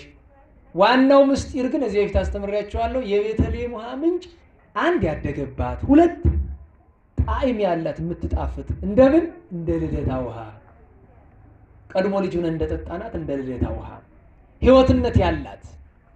ዋናው ምስጢሩ ግን ያ ማየ ሕይወት ጌታ ተጠማሁ ማለቱ ቅዱስ ዳዊት ጌታ ነው የጠማው። ለምን አምላኬ አምላኬ እገይስ ሀቤከ ጸማት ነፍሴ ለከ መዝሙር 62 አምላኬ አምላኬ ወደ አንተ ገሰግሳለሁ ነፍሴ ማንን ተጠማች? አንተን ተጠማች ይላል። መጠማቱ ከጌታ ፍቅር ነው። ምን አለ የዛን ጊዜ ከአው እተማየ ወኢሰት የምንየው አልጠጣውም ብሎ ደፋው። አልጠጣውም ብሎ ለምን? ይሄንን ብትሄዱና ቢገሏችሁ ኑሮ የእናንተ እንደመጠጣት ሊሆንብኝ አይደል? እኔን ወዳችሁ ደማችሁን አሳልፋችሁ ሕይወታችሁን እንደሰጣችሁ እኔም አልጠጣውም ብሎ ደፋው። ምን አለ? ወምዝ ተወለቆ ሎቱ ጽድቅ እስከ ለዓለም፣ ለዘላለም ምን ሆኖ ተቆጠረለት? ጽድቅ ሆኖ ተቆጠረለት። ምን ይባላል? ፍቅረ ቢጽ። እነርሱ ቅዱስ ዳዊትን ስለመውደድ ራሳቸውን አሳልፈው ሰጡ። ቅዱስ ዳዊት እነርሱን ስለመውደድ ያ የተመኘውን ነገር ንጉሥ ሲሆን ከፊታቸው ላይ ደፋው። ለምን የቅዱስ ዳዊት ከፍ ብሎ ተነገረ ቢሉ በአስቄጥስ የሚኖሩ ገዳማውያን ባህታውያን በዓመት 2 ጊዜ ነው ምግብ የሚያበስሉ። አንዱ መነኩሴ ታሞ ትኩስ እንጀራ ማረው። ትኩስ እንጀራ ገዳም የለም። ወንድምየው ትኩስ እንጀራ እያለ ሲጮህ ሰምቶት የማን ወንድም ትኩስ እንጀራ እያለ ይሞታል ብሎ በርበር የሚባሉ አረማውያን አሉ፣ ዛሬ እስላም ሆነዋል። እነሱ ባሉበት መካከል ሄዶ እንጀራ መጣለት፣ ትኩስ እንጀራ። ወንድሜ አምጥቼልሃለሁ ቀና በልና ቅመስ አለው። ራሱን ሰውቶ ልብ በሉት። አሁን በዚህ እኮ ሱዳን በወረረችው መሬት አልፋችሁ የሱዳን ሰራዊትን የሚሄድ ያክል ነው። እንደውም ይሄ ቀላል። አይ አልበላውም፣ ቢገሉ ኖሮ ያንተን እንደመብላት ያደላ አለው። አይ የለም የሱም ድካም ያንተም አምሮት አይቅር ብለው ገልግለው መነኩሴውን አብልተውታል። ቅዱስ ዳዊት ግን እንዲህ ብሎ ደፍቶት ቀርቷልና ጽድቅ ሆኖ ተቆጠረለት አለ። አንድ የቅዱስ ዳዊት ይሄ ነው ግሩም ነገር። ከዚያ ውጪ ስለ ቅዱስ ዳዊት በጣም ብዙ ነገር ይነገራልና አንዷን የልጅነቱን ነገር ጣል አድርጌላችሁ ልፈጥም ያለውን ነገር። ቅዱስ ዳዊት በልጅነቱ እግዚአብሔር መንፈስ ቅዱስ ከቀባው በኋላ መንፈሰ ረድኤት አደረበት። መንፈሰ ረድኤት ቢያድርበት በግ እየጠበቀ በገና ይደረድራል፣ መሰንቆ ይመታል። ታዲያ እሱ በገና እየደረደረ ተመስጦ ላይ ሲሆን ነብር ይመጣና አንዱን በግ ላጥ አድርጎት ሲነቃ እየሄደ 12 ዓመት ብላቴና በጉ መበላት የለበትም። ምን ጥያቄ አለው? እሴይ ጠብቅ ብሎ ከሰጠው አንድ መጉደል የለበትም። እረኝነት ከባድ ነው። ይከተለዋል። ከነብር ጋር ከአቦ ሸማኔ ጋር ሩጫ አሰቡት። ሩጫ ተከትሎ ይዘዋል። መያዝ ብቻ አይደለም ጣለው ይለዋል። እንቢ ብሎ በጥርሱ ነክሶ እንቢ ካለ ሄዶ በእጆቹ ጉሮሮውን አንቆ ፈጥርቆ ነፍሱን ከስጋው ለማለት ይገለዋል። አንበሳም ቢሆን አይለቀውም። አሁን የ12 ዓመት ብላቴና ለዚያ ነው። ቅዱስ ዳዊት ምን አለው? ሀብተ ኃይል አለው። ነብሩን በርግጫ አንበሳውን በጡጫ ብሎ ይገለው ነበር። እና ትልቅ ሀብት ኃይል ረድኤት የተሰጠው። ከሁሉ በላይ ግን በቀደም ስንክሳር ሲነበብ ሰምታችሁ ከሆነ የቅዱስ መርቄ ቅዱስ ዳዊት መጥቶ በገና ደረደረለት፣ መሰንቆ መታለት። የቅዱሳን ክብራቸው ይሄ ነው። ቅዱስ ዳዊትን ከመጽሐፈ ሩት እስከ ዮሐንስ ራእይ ምዕራፍ 22 ድረስ ስሙ ቅድም በነገርኳችሁ ቁጥር ልክ ተጠቅሷል በክብር። የመጨረሻ የምናደርገው ምንድነው? በማቴዎስ ወንጌል በምዕራፍ 20 በሌሎች ወንጌሎችም የተጠቀሰ አለ። 2 አይነ ስውሮች ጌታ ሲያልፍ ሰምተው እንዲህ አሉ። ዛሬም እኛ እንዲህ እንድንል ያስፈልገናል። ወልደ ዳዊት ተሳሃለነ፣ የዳዊት ልጅ ሆይ ማረን፣ ይቅር በለን። ጌታ ደስ የሚለው ምን ሲሉት ነው? መጀመሪያ የጌታ መጀመሪያ ወልደ አብ ነው፣ ቀጥሎ ወልደ ማርያም ነው፣ ከዚያ ወልደ ዳዊት ወልደ አብርሃም መባሉ ደስ ያሰኘዋል። እግዚአብሔር ወዶ ፈቅዶ ነዋ ባህሪያቸውን ባህሪ ያደረገ ወዷቸው ነዋ። እና እኛ ምን እንላለን? የዳዊት ልጅ ሆይ በሉ እስቲ ማረን፣ የዳዊት ልጅ ሆይ ራራልን፣ የዳዊት ልጅ ሆይ ይቅር በለን፣ ሀብቱን ረድኤቱን ጸጋውን በረከቱን ያሳድርብን፣ የከርሞ ሰው ይበለን። የሳምንቱን አዘክረን እንጨርስ። እንደፈራሁት አይደለም፣ ያው ነካ ነካ አድርጌ በጊዜ ጨረስን ማለት ነው። ዛሬ እንግዲህ 6 ነው የተገናኘነ፣ በ29 ነው። በ30 ቅዱስ ገብርኤል ብስራቱ ነበረ። ብስራተ መልአክ ይታሰባል። ቅዱስ ገብርኤል የዚያን ቀን ሶምሶን ራእይታዊ ኢሎፍላውያንን የተበቀለ እግዚአብሔር ሀብቱን ረድኤቱን ጉልበቱን የሰጠው ሶምሶን ራእይታዊ የማኖሄ የእንትኮይ ልጅ በመጽሐፈ መሳፍንት 13፣ 14፣ 15 ብታነቡ ታሪኩን ታገኙታላችሁ። እና አባ ዮሐንስ ዘአክሱም ዓመታዊ በዓላቸው ነበረ። ቅዱስ ያዕቆብ ዘግሙድ ዓመታዊ በዓሉ ነበረ። ሚያዝያ 1 ቀን ሚያዝያ ነው አይደል? ቅዱስ አሮን ነበረ። ካህኑ አሮን እዚህ ያዘክረናል። አሮን ካህን በቀደም ወደዚህ ጉባኤ ነበረን አይደለም? ደህና ዋላችሁ? ኧረ እንዴት ዋላችሁ? ጉባኤ ነበረን። የአሮንን እዚያኛው አንስተን እዚህ ደግሞ አባ ስልዋኖስን እንደው እናንሳቸው። ስራ ስላለመፍታት ነው። ግን ከሱ የሚቀድም አንድ ነገር አለ። አባ ስልዋኖስ በጣም ያለቅሳሉ ሁልጊዜ በጣም እና ምስጢሩን አይናገሩም። በአይናቸውን በቆባቸው ሸፍነው ነው የሚያለቅሰው። አባ ስልዋኖስ ማለት የአባ መቃርስ ደቀ መዝሙር ናቸው። አባ በፍኑትዮስና አባ ስልዋኖስ የአባ መቃርስ ተማሪዎች ናቸው። እና እሳቸው ካረፉ በኋላ በመኔት ሆነው ተሾመው ያገለግሉ ነበር። ደብረ አባ መቃርስ ብዙ ስለሆነ በአንዱ ተሾመውና ሁሌ ያለቅሳሉ። ከዚያ ከለቅሷቸው በፊት ግን ቀና ብሎ ሰማይ ሰማይ ያሉ አባታችን ምን እያዩ ነው? ምንም ምስጢር ላለመናገር። አሁን እዚህ አይናችን እንዲያው አንድ የማይታይ ነገር አይናችሁ ቢያይመችም እንዴት ነው? አያስችልንም አይደል? በግድ ብለው ሲያምሏቸው ምን አሉ? ልጆች ወደ ሰማይ አይኖችን ስገልጥ 7ቱ ሰማያት ተከፍተው ያለው እግዚአብሔር በዙፋኑ ተቀምጦ ሲፈርድ ያለው መነኮሳትን አገልጋዮችን በጎ መስሎ በዓለም የሚታዩትን ሁሉ እየሰበሰበ ሲኦል ይጥላቸዋል። በዓለም የሚኖሩ በጋብቻ የሚኖሩ ኃጢአተኛ መስሎ የሚታዩትን ገነት ይከታቸዋል። ታዲያ እኔ ያላለቀስኩ ማን ያልቀስ ይላሉ። ለዚያ ነው ሰዎች ሲያመሰግኑ ወዮልህ አይቸሩ መድኃኔዓለም ይማረን። በተለይ መድረክ ላይ የምንቆም ሰዎች ስለ ራሴ በተናገርኳቸው ኃይለ ቃላት ሁሉ በዘመን ሁሉ በጣም ያስፈራሉ። በጣም ቆሻሾች ስንሆን መድረክ ላይ ቁመን በጎ ለመምሰል ስለምንሞክርኛ በተለይ መድረክ ላይ የምንቆም ሰዎች በጣም አንዳንዶቹ ባህታዊ አጥማቂ ምናምን ተብሎ ለመፍረድ አይደለም። ግን ከሰሞኑ እዚያ መምህር ዘመድኩን ጋር ጠብ የገቡት ሰው ለካ በዚህ ልክ ይዋረዳል፣ በዚህ ልክ ይወርዳል። ፌስቡክ ላይ ጠዋት ማታ ገብቶ እሱ ጋር ጦርነት ጭቅጭቅ።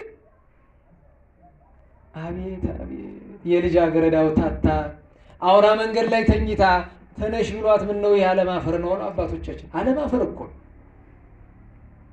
ሰው እንዴት አያፍርም? በፊት ሳላገባ እንደዚህ ወልጃለሁ፣ አሁንም እንደዚህ አግብቼ ወልጃለሁ፣ እንደዛ አለማፈር። ለምን መሰላችሁ? ብዙ ጊዜ ስናገር እኔ የዘመድኩን ጠበቃ አድርጋችሁ ተወስዱኛላችሁ። እኔ የዘመድኩን ጠበቃ አይደለሁም። ሀገር ሰላም ቢሆን በብዙ ጣላው ነበር። እኔ በምጣላው ነበር፣ በስርዓተ ቤተክርስቲያን ጣላው ነበር። ግን የእርሱ ጩኸት በጣም ያስፈልጋል። እግዚአብሔር እንዲጮሁ ካደረጋችሁ ሰዎች አንዱ ነው ብዬ ስለማምን ነው እንጂ ከኔ ሺህ ነገር የሚነቀፍ እንዳለው ሁሉ ከሱ የሚነቀፍ ነገር ተፍቶ አይደለም። ጠበቃው አይደለም። እኔ ጥብቅና ለቤተክርስቲያን የሚጮህላት ሁሉ ወዳጅ ነው፣ ሌላ አይደለም።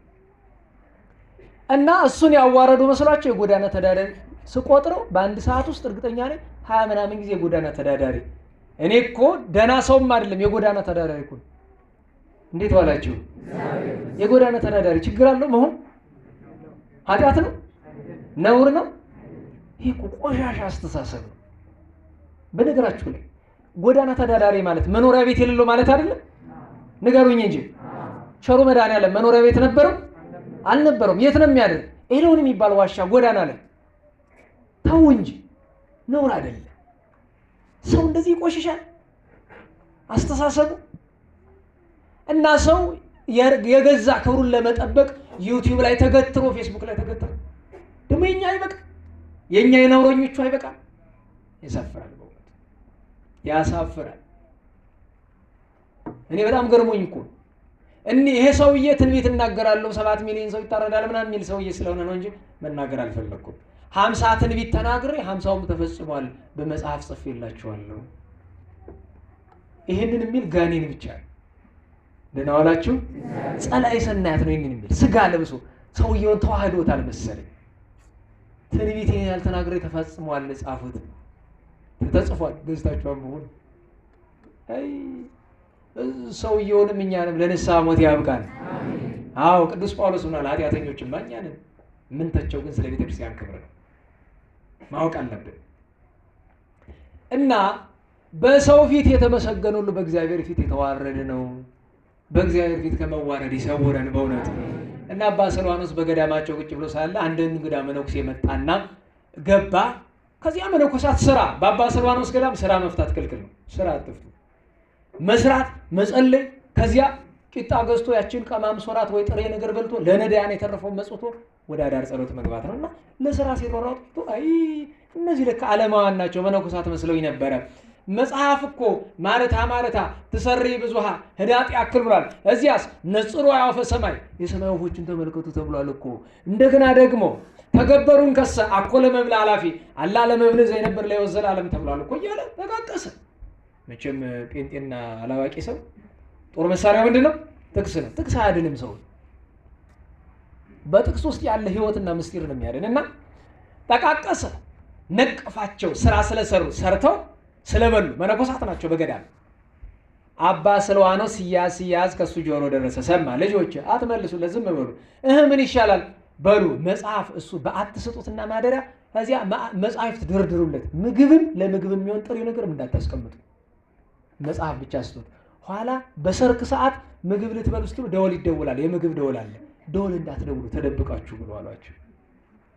ተደብቀው በሉ። 9 ሰዓት ጀምሮ ቢጠሩኝ እያለ መጽሐፍ መግለጥ መሸፈን ብቅ ማለት ድምፅ የለም። ኋላ ምሽት አለ ሰርክ ላይ ተቃጠለ፣ በረሃ ነደዳ እንጀቱ። ሄዶ ደጅ ጸፋ። አባ አቤት ልጄ ተደሩኑ አሃው ወንድሞች መነኮሳት እራት በልተው ነው? እወ ተደሩ። አዎ በልተዋል። እንግዳ መሆን የጠፍቷችሁ ነው ነው ወይስ በገዳማችሁ እንግዳ ትወዱም ማለት ነው? ትታችሁኝ የበላችሁ ነው? አይ ወንድማችን አንተ መንፈሳዊ ነህ አትፈልገውም ብለን ነው። እኛ ስጋውያን ነን፣ ሰርተን ነው የምንበላ። እና አይመረ በዛቲ ሰዓት ከማአበሰ በቃሉ ባነጋገሩ እንደበደለ በዛች ሰዓት አወቀ ይላል። ባነጋገሩ በድሏል። አባቴ ይቅረበልኝ ብሎ ወደቀ። ልጄ አሉት። አቤት። ከማረታና ከማርያ ማረታ ትበልጣለች። እንደ ማረታ መስራት ነው የመጀመሪያው ትልቁ ነገር። በተለይ ለመነኮሳት እንደ ማርያ ቁጭ ብሎ ከመስማት እንደ ማረታ መስራት ነው የሚሻላቸው። አዎ። ስለዚህ ንስራ በከመሰራት ማረታ እንደደከመች እንደሰራች እንስራ። ማረታን ያስነቀፋት እኮ ውዳሴ ከንቱ፣ ማረታን ያስነቀፋት እኮ ጌታ ከፊቷ ስላለ አበርክትልኝ አለ ማለቷ ነው እንጂ መስራት አያስነቅፍም። እኔ እዚህ ቆሜ ከምለፈልፈው ዳቦ የሚያስተላልፍላችሁ ወደና የተሻለ አዳራሽ የሚጠርግ የተሻለ ነው። መስራት ነው ዋናው። ኋላ አንድ ጨመሩለት። መጽሐፍ ይላል የሰማይ ወፎችን ተመልከቱ አይዘሩ አያጭዱ ይላል አይደለም? አይልም? ይላል። ይሄ ማለት አትስሩ ማለት ነው። ለምን እለይ ዘርኡ ወያርሩ አለ እንጂ እለይ ይሰርሩ አላለም። ወፎች አይዘሩም አይደል? አያጭዱም። ግን ምን ይላሉ? እሱ እኮ ስራ ነው። ከጎጆቸው ማን ይቀልባቸዋል? ሰርተው ነው የሚበሉ። ወፎችም ባይዘሩም ባያጭዱም ሰርተው ነው የሚበሉ። ይሄን እንዲያስተውል አድርገውታል። የአባታችን የቅዱስ ስልዋኖስ የአባታችን የቅዱስ አሮን በረከታቸው ይደርብን። በሁለት አባታችን ቅዱስ ማቱሳላ ልደቱ ከማን ከሄኖክ፣ አባታችን ቅዱስ መላልኤል ልደቱ ከማን ከቃይናን ነበረ። ሌሎች በዓላትም ቅዱስ ክርስቶፎሮስ ከአንገቱ በላይ ውሻ መልክ የነበረው እዚህ በፊት ደጋግሜ ነግሬያቸዋለሁ። ለምን እንደሆነ ሀገረ ባርቶስ የነበረ ነው። እነሱ ለምን ውሻ እንደሆኑ ሰው ነበሩ። ከሰውነት ከአንገት በላይና ከጉልበት በታች ወደ ውሻነት ለምን እንደተቀየሩ ያው እዚህ በፊት ነግሬያቸዋለሁ። በኃጢአት ብዛት ጸላይ ሰናያት እያደሩባቸው መልካቸውን ሁሉ ቀይረውባቸዋል። ኋላ ግን አምነው ተጠምቀው ክብራቸው በሰማይ እንዲሆን ፊታቸው ውሻ ሆኖ እንዲቀር ሆነዋል። ግን ሰዎች ናቸው። ከነዚህ አንዱ ቅዱስ ክርስቶፎሮስ ነው። ክርስቶፎሮስ ማለት ለባሴ ክርስቶስ፣ ክርስቶስ የለበሰ ክርስቶስ ያደረበት ማለት ነው። በ3 ሚያዝያ 3 ቅዱስ መርቄ ክርስቲያናዊ ነጋዴ፣ ቅዱስ ዳዊት የዘመረለት፣ መላእክት የገነዙት፣ አናብስት የቀበሩት ክርስቲያን ነጋዴ 40 ልጥረ ወርቅ ለእግዚአብሔር መስዋዕት አድርጎ ያቀረበ ነው። የዚያን ቀን አባ ሚካኤል አባ ዮሐንስ ነበሩ። በ4 ሚያዝያ 4 እናታችን ቅድስት ፍቅርተ ክርስቶስ ዓመታዊ ጽንሰት በዓሏ፣ ጻድቃን ነገስታት አብርሃ ወአጽብሃም ዓመታዊ በዓላቸው ነበረ። ፍቅጦር ዳኪዎስ ኤርሞ አፍሪካውያን ሰማዕታት ናቸው። ዓመታዊ በዓላቸው ተከብሯል።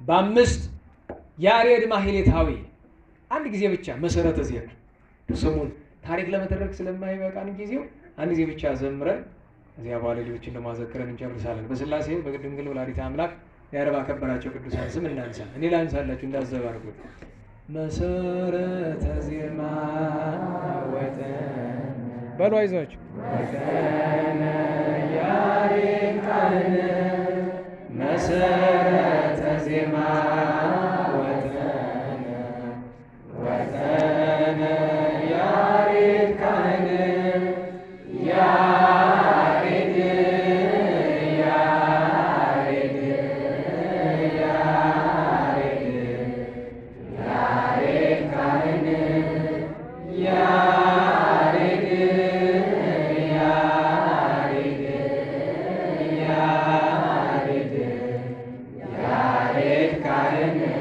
ጾመ ልሳን ያሬድ ያሬድ ያሬድ ያሬድ ካህን ያሬድ ያሬድ ያሬድ ያሬድ ካህን ጾመ ልሳን ያሬድ ካህን ጾመ ልሳን ሊቃውንት ካህናት በሰዓታት ሰአለነ አስተምር ለነ ሰአለነ ያሬድ ካህን ጾመ ልሳን መዘምር ዘበድርሳን ቀጥሎ እንዚራሃ ለቤተ ክርስቲያን በዚህ በመደበኛው ዜማ ያሬድ ካህን ያሬድ ጾመ ልሳን አንደበት የሚጣፍጥ መዘምር ዘበድርሳን ድርሳናትን ደርሶ የሚዘምር እንዚራሃ ለቤተ ክርስቲያን የቤተ ክርስቲያን በገና አንተ ነህ፣ አውታሯ አንተ ነህ። ልደቱ ከማን አባቱ አብድዩ ይባላል፣ ይስሐቅ ይባላል። እናቱ ክርስቲና ትባላለች፣ ታውክልያ ትባላለች። በ505 ዓመተ ምህረት ቅዱስ ያሬድ ሚያዝያ 5 ተወለደ ብለን እናስተምራለን። ነቢዩ ቅዱስ ሕዝቅኤል ደገኛው ነቢይ ቅዱስ ሕዝቅኤል ዓመታዊ በዓሉ በ5 ነበረ። ዛሬ እናታችን ቅድስት ማርያም ግብፃዊት ገዳማዊት እናታችን አባታችን ሐዋርያው ቅዱስ ቶማስ የጌታን ጎን የዳሰሰበት ዓመታዊ መታሰቢያ ነው። ካለን ሰዓት አንፃር የሚቀጥለውን ሳምንት እንናገርና እንጨርስ። ነገ 7 ነው። ደገኛ በዓል ቅዱስ ኢያቄም የድንግል ማርያም አባቷ ማንም አባት የማይበልጠው ትልቁ ከእግዚአብሔር በታች ትልቁ አባት ቅዱስ ኢያቄም ማንም የማይበልጠው የሰማይ የምድር ንግስትን የወለደ ቅዱስ ኢያቄም ዓመታዊ በዓሉ ይከበራል። በ8 አጋሊዝ ወይም አጋሊስ እንደ ስንክሳር ኢራኒ ሱስንያ ሰማዕታት ናቸው። ዓመታዊ በዓላቸው ይከበራል። በ9 ጻድቅ አባታችን አቡነ እስትንፋሰ ክርስቶስ ታቦታቸው ያለው ደብረ ምጥማቅ ቅድስት ድንግል ማርያም ቤተክርስቲያን ነው። የዚያን ቀን የብፁዓን ጻድቃን በብሔረ ብፁዓን የሚገኙ ጻድቃን በሰማዕትነትም በጽድቅም ይከበራሉ። ኤስድሮስ ሕፃን ይከበራል፣ ዓመታዊ በዓሉ ነው። አባ ስንቱ ይከበራል። ታላቁ አባታችን አባ ዘሲማስ የሚሉት አሉ፣ እኛ ዞሲማስ እንለዋለን። ቅዱሱ ጻድቁ ብሔረ ብፁዓን የገባው እንዲያው ዕለት ቢገጥመን ምን ቀን ነው? ቅዳሜ ነው እንጂ እንግዲህ እንደ ፈቃዱ ይሁን። 9 ቅዳሜ አይደል? እስቲ እንደ ፈቃዱ ይሁን። በ10 ሚያዝያ 10 ሚያዝያ 10 ማን ነው በዓሉ? ታስታውሱ? አይ እሱም ማህበራዊ በዓል ሚያዝያ 10 እንደውም ያስታውሰኝ የለም። ሚያዝያ 10 ያኛው 17 ነው። ሚያዝያ 10 እሺ። ለሁሉም ሚያዝያ 10 በኋላ ያሉን ካስታውስ በኋላ ነገራቸዋል። አንዳንድ ቀን ይጠፋልና ስለነበረን ጊዜ ቅዱስ አምላካችን እግዚአብሔር ስሙ የተመሰገነ ይሁን። ሁላችንም ለምስጋና በያለንበት እንነሳ።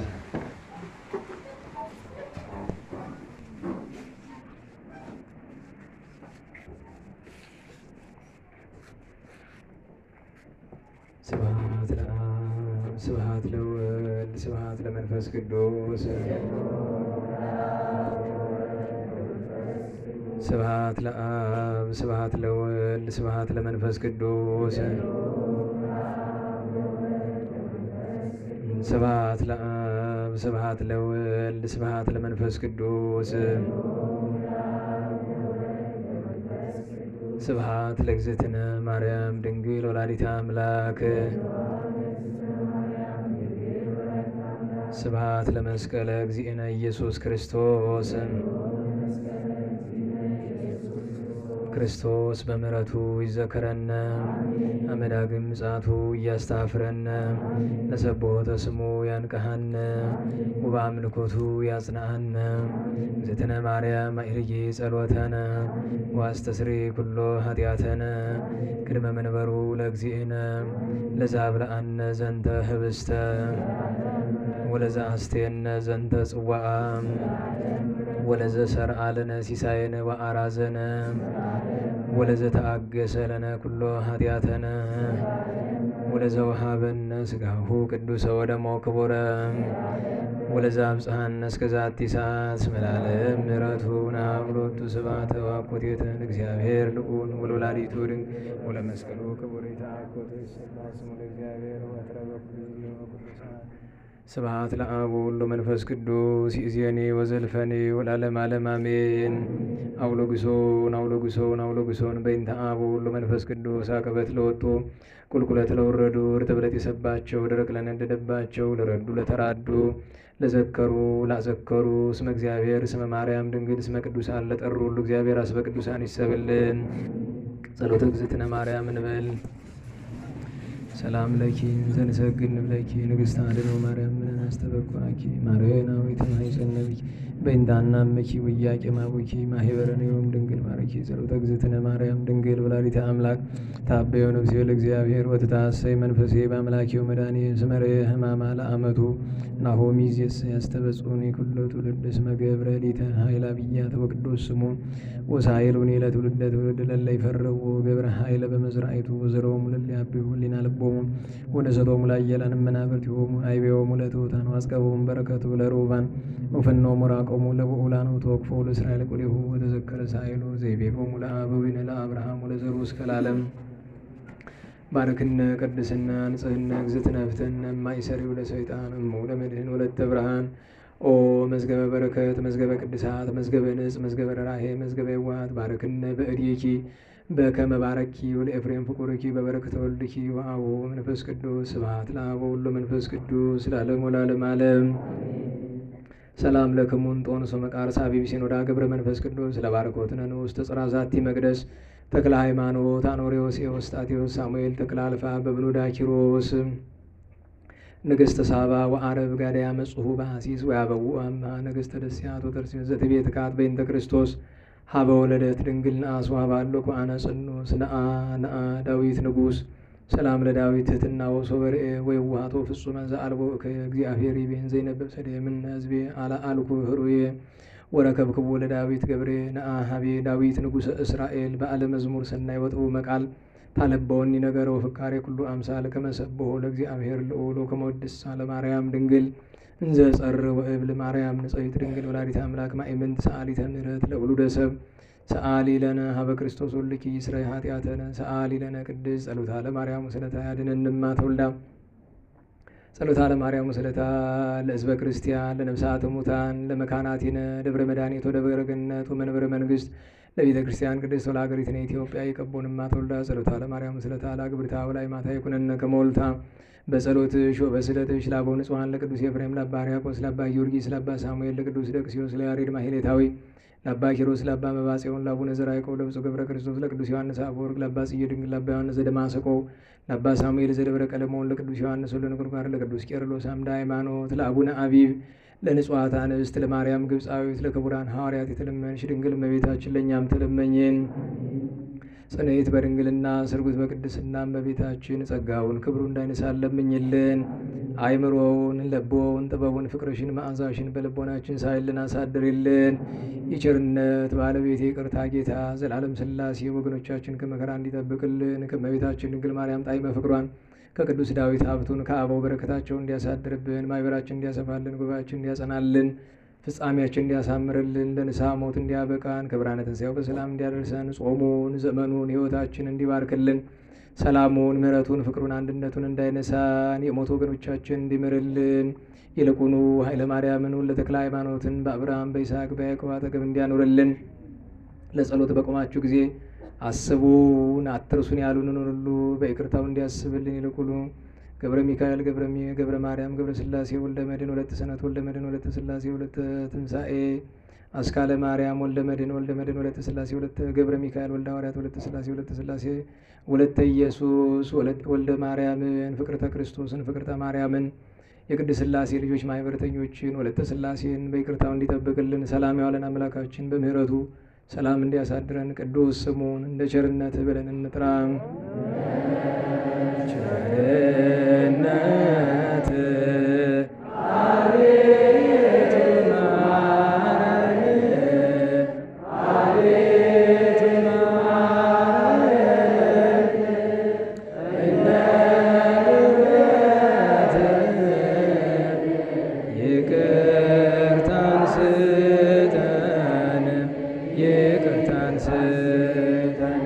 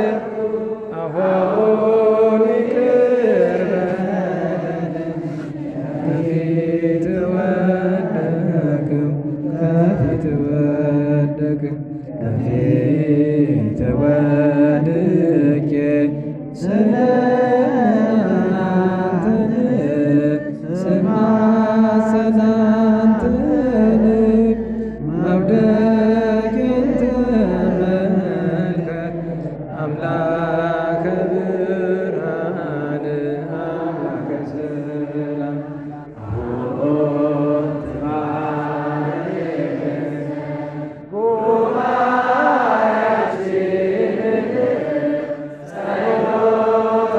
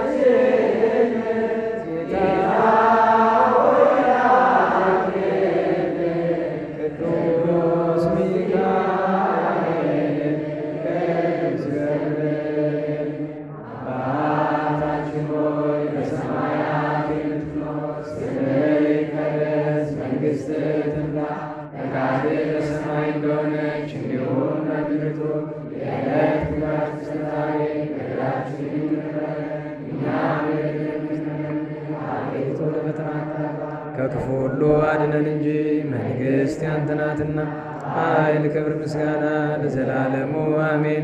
እመቤታችን ቅድስት ድንግል ማርያም በመልአኩ በቅዱስ ገብርኤል ሰላምታ ሰላም እንልሻለን። በሐሳብሽ ድንግል በሥጋሽም ድንግል የአሸናፊ እግዚአብሔር እናት ሰላምታ ለአንቺ ይገባሻል። ከሴቶች ሁሉ ተለይተሽ አንቺ ቡርክት ነሽ፣ የማኅፀንሽም ፍሬ ቡሩክ ነው። ጸጋን የተመላሽ ቅድስት ደስ ይበልሽ፣ ልዑል እግዚአብሔር ከአንቺ ጋር ነው።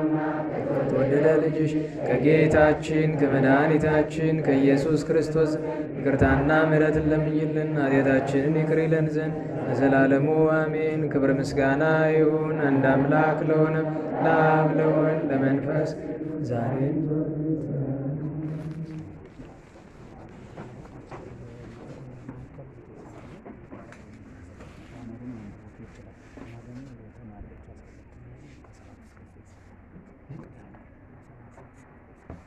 እሺ ስለ ጸሎት ስለነበረን ጊዜ ቅዱስ አምላካችን እግዚአብሔር ስሙ የተመሰገነ ይሁን፣ የተመሰገነ ይሁን።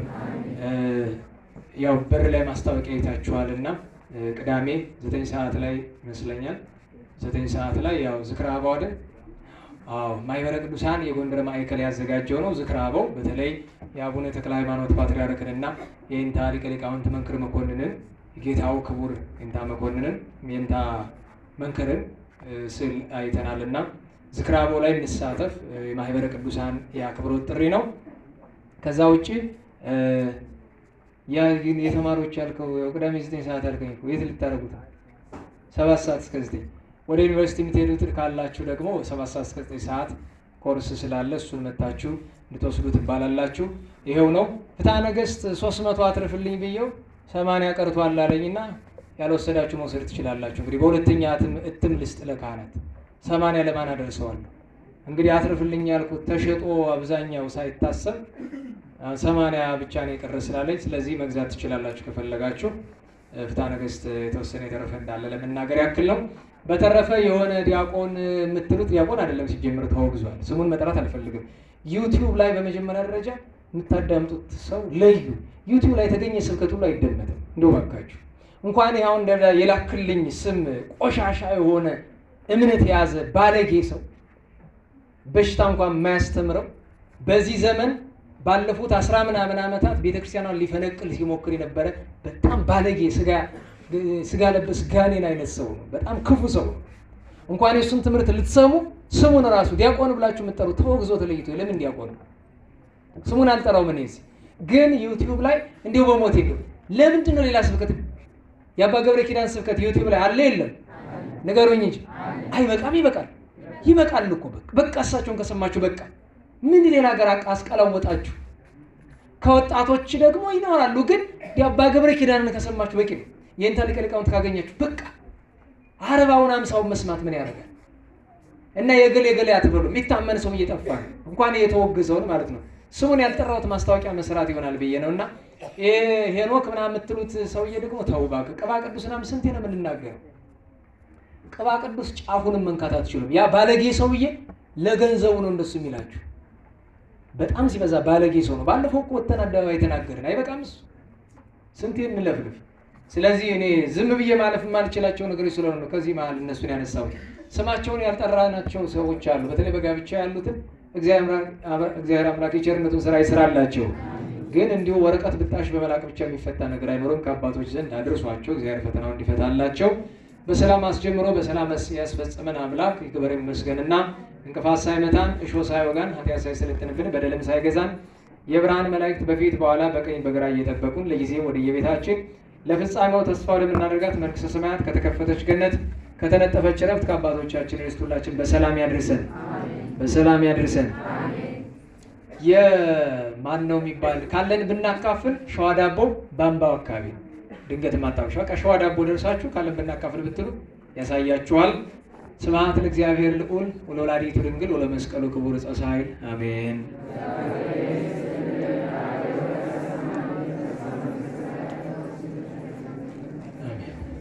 ጸጋ ነሣኢነ ወሕይወተ ረከብነ ጸጋ ነሣኢነ ወሕይወተ ረከብነ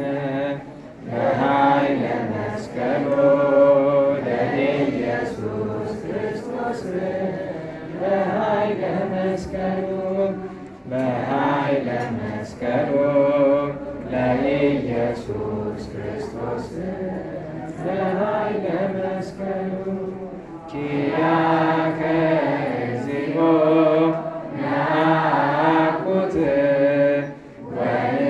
ወንሴብሐከ እግዚአብሔር ኪያከ እግዚኦ ነአኩት ወንሴብሐከ እግዚአብሔር ጸጋን ተቀበልን ሕይወትንም አገኘን ጸጋን ተቀበልን ሕይወትንም አገኘን በመስቀሉ ኃይል ለኢየሱስ ክርስቶስ በመስቀሉ ኃይል በመስቀሉ ኃይል ለኢየሱስ ክርስቶስ በመስቀሉ ኃይል አቤቱ አንተ አቤቱ አንተ እናመሰግንሃለን እግዚአብሔር አቤቱ አንተ አቤቱ አንተ እናመሰግንሃለን